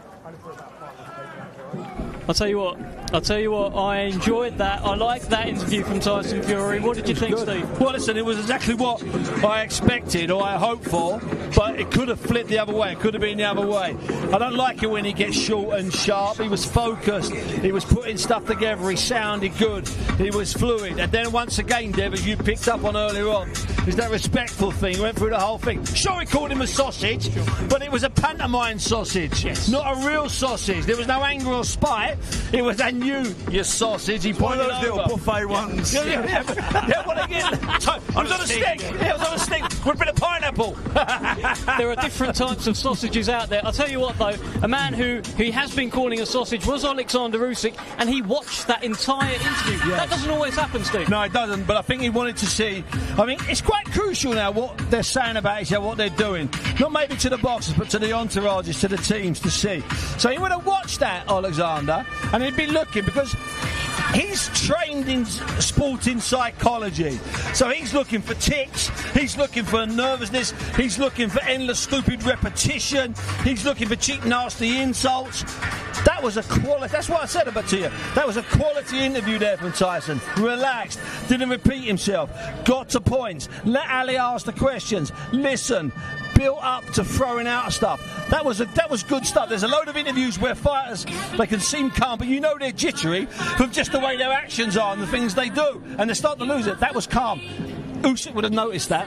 Yeah, the body language doesn't lie, you know. Yeah, absolutely. Like you said, he didn't hesitate, he didn't repeat himself, he didn't, you know, he was very, very focused, but very, very switched on. Very focused, but very relaxed. Stand attention! Well, we are going to bring in Mr. Alex Krasik and, of course, his heavyweight charge, Mr. Oleksandr Usyk. How are you? Hi, bro. Good to see you, brother. Good to see you, Oleksandr. How are you, sir? How are you? Sorry. Listen. I got stuck in the wires. Yeah, you got stuck in the wires. Don't worry, Alex. First thing, Oleksandr, you watched the entire Tyson Fury interview. You watched it all. What were you looking for, and what did you see? Ти дивився все його інтерв'ю. На що ти дивився і що ти побачив? I just watch what say Tyson, what say Uncle Uncle Frank. Yeah, listen, наблюдение. Observation. It's my observation. Because I building my plan. Listen, I told people I'm a little bit crazy. Oleksandr, you are enjoying this week, aren't you? You are loving this week. You are enjoying it. Yes, of course, definitely. Because, listen, I'm not only this is week. Насолоджуюсь. I'm enjoy only my day. Yeah. Because Lord give me every day when I wake up morning early, yeah, and pray. I think, listen, God give me day, live, happy, smile, called friend, called mama, called my wife, children. It's unbelievable time, you know. Now, I love. Tell me this, Oleksandr. The last time there was an undisputed world heavyweight champion was 1999. Oleksandr Usyk was 12 years old. Would that Oleksandr Usyk believe that the next time there was an undisputed heavyweight champion, he would be the man challenging? Тобі було 12, коли крайній раз був Undisputed в 99-му. Чи той 12-річний хлопчик Сашка вірив в те, що наступний Undisputed вже буде він? No, of course no. It's only my dream was. It was only my dream. Because I think, I don't know, grow I big or not, maybe 75 kilo. Middleweight. Middleweight, yeah, I don't know what I was, heavyweight. But I think when I see this TV, Tyson, Lewis, Holyfield, Lennox Lewis, I say, wow, it's great. Wow, what we need do that go this TV and the boxing. Now I hear. I say thank you, my God. And Oleksandr, are you looking forward to being with those giants? Tyson, Muhammad Ali, all of those, Lennox Lewis. That could be your name, could be next to them. Are you looking forward to that? Чи чекаєш ти того, що твоє ім'я буде наступним у цьому I don't know. You know, it's up to people who like me. I don't know. Maybe. Alex, let me bring you in here. There was obviously a few things that happened yesterday. I saw a couple of your interviews. You said that you detect nervousness from Team Fury. Is that right? Tell us more about that. Yeah. Listen, when a man gets nervous or a woman gets nervous, she's losing weight or he's losing weight. And it's normal. It's burning. You don't need much. You all the time think it's like a mental disorder, because you don't sleep well, you don't eat well, you don't rest well, and that's why you're losing weight. Or another strategy, which is applicable to his father. The same, but gaining weight. It's nervous. You said that, not me, by the way. That was fully Alex Krasik. We do not endorse these comments, me and Steve Bunce here. It's the same, but from a different perspective. Yeah. They shouldn't be nervous. Usyk said he will not leave him alone. No, there's no reason to be nervous. Alex, can I ask you a serious question? And obviously Oleksandr can listen. That wasn't a serious one. Yeah, but you gave us a good answer, and you know you did. Because you're very... Alex, these are long weeks for fighters. I know Oleksandr has been here before, but this is only Tuesday. We have Wednesday, Thursday, Friday, commitment. It's a lot for a boxer. Do you worry ever about the workload that the boxers have to do in these big weeks? As soon as he's overloaded, we stop all the commitments. Okay. He goes to bed to sleep, to eat, or whatever. But normally, this man has one of the most expended stamina in the world, so he can. Very dramatic tonight, Alex. 3, very 5, dramatic tonight. 7 times more than you, me, and him together. That's why he's the champion. I've heard, Alex, the great line, by the way. You've been putting out some pretty harsh warnings for Tyson Fury, talking about Oleksandr Usyk stealing his soul. You're really backing your man on Saturday. Well, that was the question. Tony Bellew said that Usyk exhausts his opponent before killing him. Yeah. That's how he does it, step by step. First, he's eating your confidence. When you start missing your punches, then he's eating your soul. When you get depressed, that you can get stuck to the plan. Your plan is not in action, and then he's eating your body with the punches. And then when there's no one to fight, he's just knocking you out. Oleksandr, is that the plan, to eat the soul of Tyson Fury on Saturday night? Це план з'їсти серце, душу і тіло Тайсона Ф'юрі в суботу. No. My plan, just win. We've got to let you go. I've been told to let you go. Oleksandr, it's been an absolute privilege speaking to you, sir. Best of luck to you. Best of luck to you as well, Alex Krasik. Oleksandr Usyk, unified world heavyweight champion. Some great lines, some great bars dropped there. And Alex Krasik sending out some pretty stern warnings. Usyk perhaps a little bit nicer. And again, once again, just because I'm terrified, we don't endorse the comments about John Fury's weight, do we, Steve? Well, we don't endorse them, but, Big John, grabs his stomach himself, and it wasn't nasty or malicious. It was nice and relaxed and nice and fun. And we know everybody's. In fact, if you can look behind, I think we're on it. You've seen that behind me, just over the shoulder of Matthew Macklin. Yeah. Oleksandr Usyk is dancing, he is moving, he is posing. And he looks in fine fettle. We've been saying for years now, it's impossible to dislike Oleksandr Usyk. Impossible. And his people. Whether you're the biggest Fury fan. And, let's whisper it. Fury admires him. He admires him as a man, as a family man. You've done those interviews, not the silly ones, the good ones. And Fury talks about, how, he respects. He's got great respect for Oleksandr Usyk as a human. He respects him. He admires him. He likes him. Yeah. This is business. Yeah. After this fight's out of the way, well, maybe not this one. Maybe they'll do the rematch. But at some point in time, these two will become friends. There is an old saying, game recognises game. I think Tyson Fury knows exactly what he's looking at. That is a proper fighter. That is a special fighter. And I guess we're lucky to have them both in the same era. Let alone in the same ring. I mean, if they were boxing in the same decade at different weights, if Oleksandr Usyk had stayed at middleweight, we'd go to his fights in Las Vegas and maybe go to his fights in Ukraine or come to his fights in Riyadh. And if Tyson Fury was a welterweight, he wouldn't have the impacts, he wouldn't be 6'9", but we'd still love him. It just so happens that we got these two fabulous fighters, these two fabulous characters, two unbeaten fighters, and they're heavyweights, and they're going to salvage and save stuff that we thought we'd lost. How we've been desperate in the last 25 years for these 4 belts to be in one ring. Not once, not twice, hundreds of times. I could list dozens and dozens of fights that you'd forgotten about that were just not that good, that are all going to be happening, that are all going to end when the first bell sounds. 4 belts, 1 champion, bingo. Unbelievable. The heavyweight division is the signature division, isn't it, in boxing, the whole sport of boxing. And when the heavyweight division is thriving, boxing's thriving, now you're going to have... Simple as that. The first undisputed champion in however long, the first ever of the full belt era.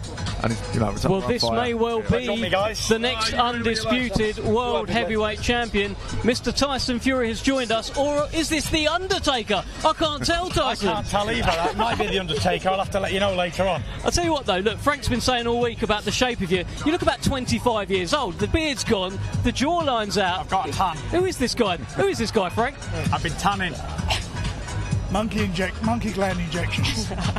OLEKSANDR USYK watched your entire interview. He was there, eyes completely focused on you as well. You gave him a little song as well. What are your thoughts right now today? Grand Arrivals Day. What did you think of seeing Usyk? I haven't really seen him, to be honest. I've heard his team screaming and shouting, but I haven't seen Usyk. I'm sure he's up for it. If he's not up for this one, he's never going to be up for a fight, is he? That's for sure. I just look forward to having a good fight on Saturday night. It's going to be an absolute big one. Listen, the last time there was an undisputed world heavyweight champion, it was 1999. What was that? Last time, undisputed world heavyweight champion, 1999. Oh yeah, look, he's got it on the hat. Can we zoom in on the hat, by the way? Just give us a little... I haven't got it on the hat. It's there, you can see it. But listen, Tyson Fury was 11 years old. Yeah. Now, would that Tyson Fury have believed that the next time there was an undisputed champion, he'd be in one corner challenging? Probably not, no. Not believe that I'd be the next one after that, but I'd always believed I'd be heavyweight champion of the world. Even from school days, like 9-10 years old in school, I believed I'd be heavyweight champion, and I proved it time and time again. You know, I've been in this game a long time. I've had my ups and downs, everyone knows about it. I've been fat, I've been thin, all my life. And I've always delivered on the big occasions, and that's what I do best. I deliver on the big occasions, and I expect Saturday night to be exactly the same as all the rest of the big occasions. Frank, I overheard a conversation with you two earlier on in the week, and you said this is the best that you've seen him look.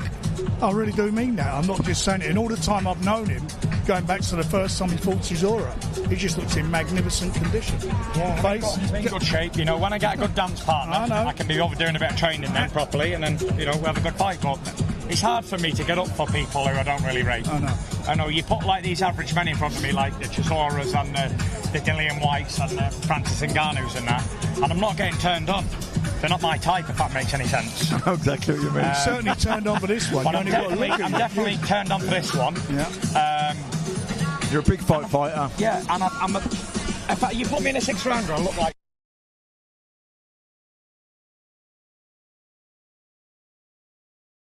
It feels like your kind of stance, what you're calling Usyk has changed. Of course, a few months ago it was sausage, it was all of those things, but now you're really giving him his flowers. You're talking about how great he is. What's led to that change? No, I haven't changed my opinion. I do think he's ugly, gap-teeth, rabbit dosser. I still think that. But you can't take... I never ever once said that he didn't win world championships and he didn't win a gold medal in the Olympics. You can't question people's credentials if it's there for everybody to see. But I can say what I want about him. A gap-toothed, ugly little rabbit. I still have that opinion, but he's still a good fighter. Probably the best fighter I've ever fought. And I've come to this conclusion because he's a 2-division world champion, undisputed at cruiserweight, unified heavyweight, and Olympic gold medalist. Now, Klitschko was a heavyweight champion, an Olympic gold medalist, but he wasn't a weight below champion as well, and Wilder and all the people have fought, I don't think the credentials match up to Alexander the Great's. So yeah, I'm just giving him the respect he deserves as a boxer. Now, I can admire his achievements, fantastic, he's done very well in his career.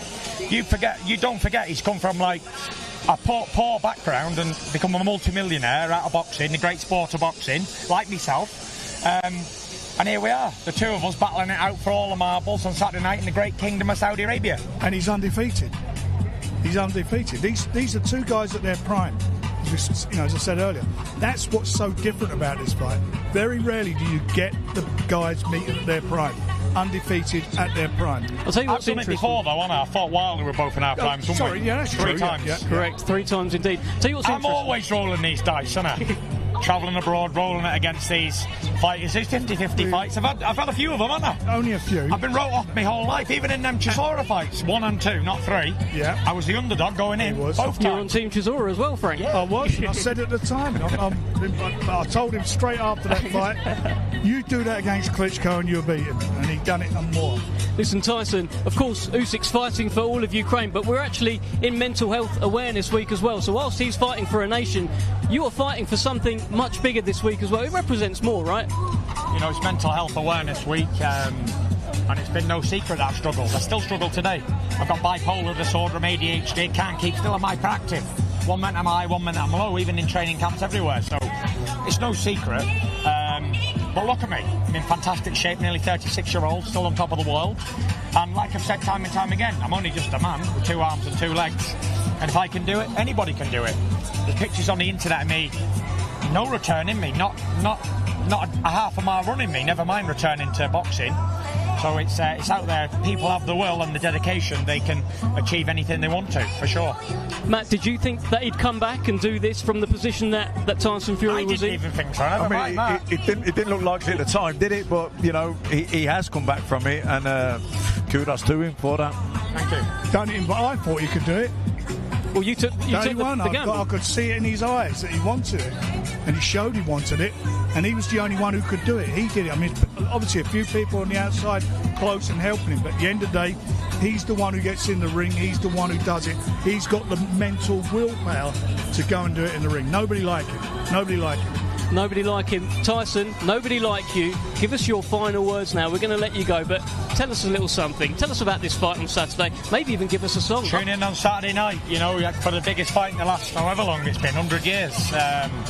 Undisputed Heavyweight Championship. Who'd have thought this 2 years ago when it was struggling to get even a fight, Frank? Correct. And now we're back on the top of the crown jewel at Saudi Arabia in the biggest fight of the decade, of the century. Of the century. There we go. Tyson, thank you so much. And give us a final look at that cap, please, or the hat, please. Undisputed. Is it that side? I think it's the other side. There you go. Cameras, please have a look at that. That's what's going to happen on Saturday night. There.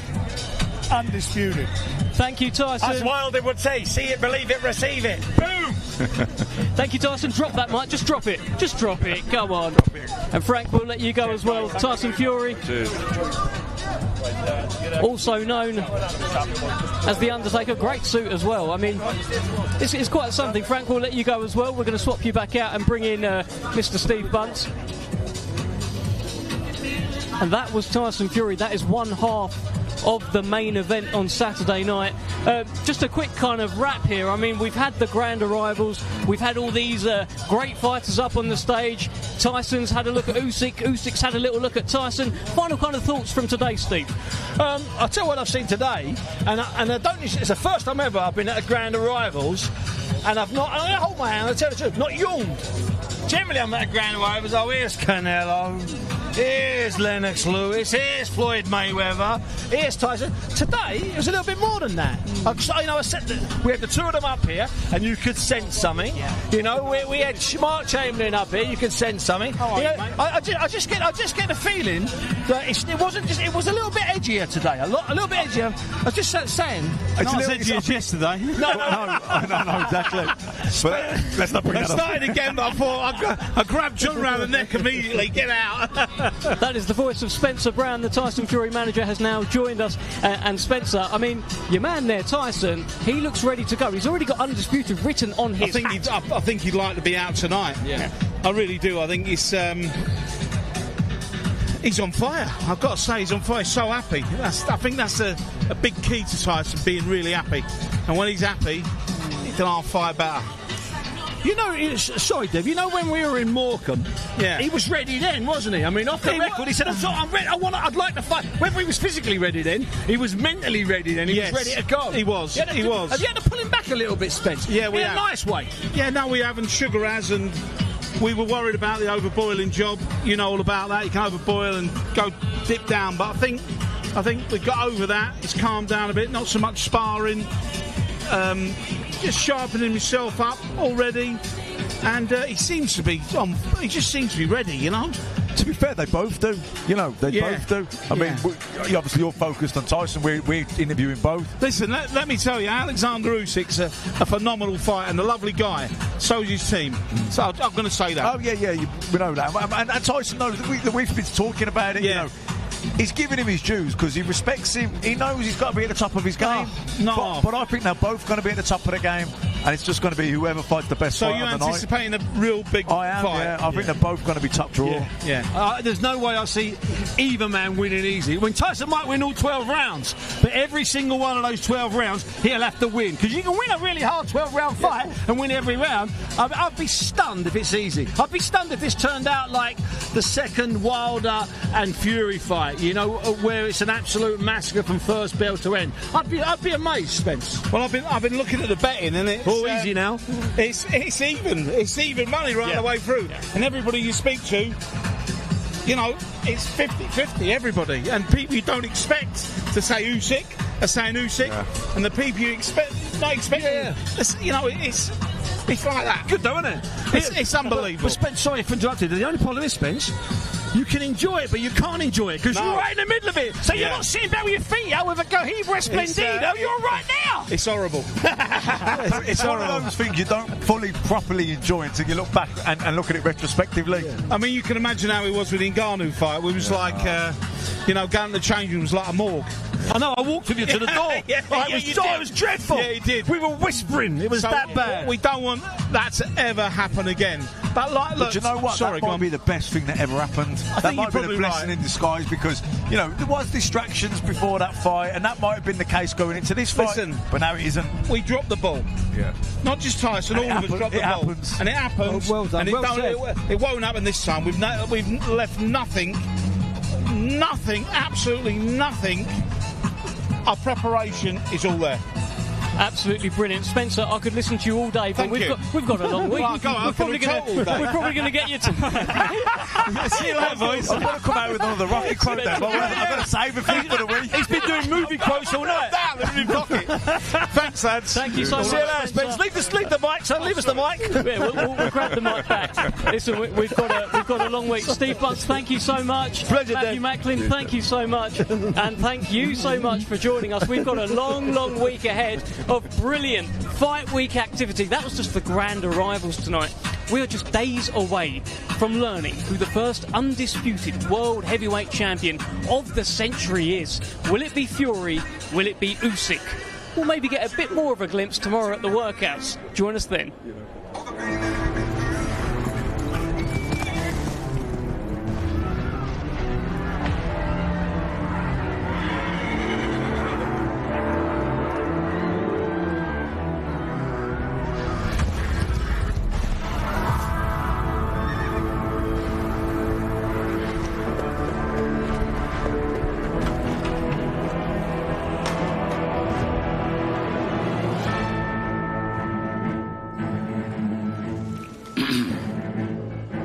A tale as old as time. A legendary champion in search of another champion has found his match. A duel that transcends bullets and dust.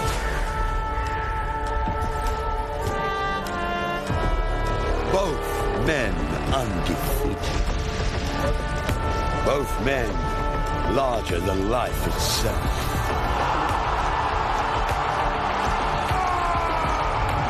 Facing each other under the watchful eye of history.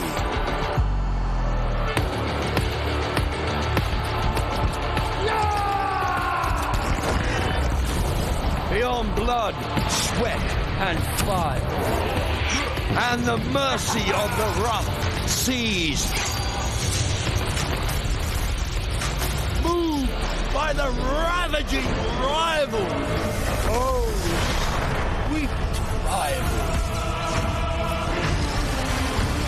And their fists will speak a language older than words. They will speak loudly. And there is just one way to be remembered for all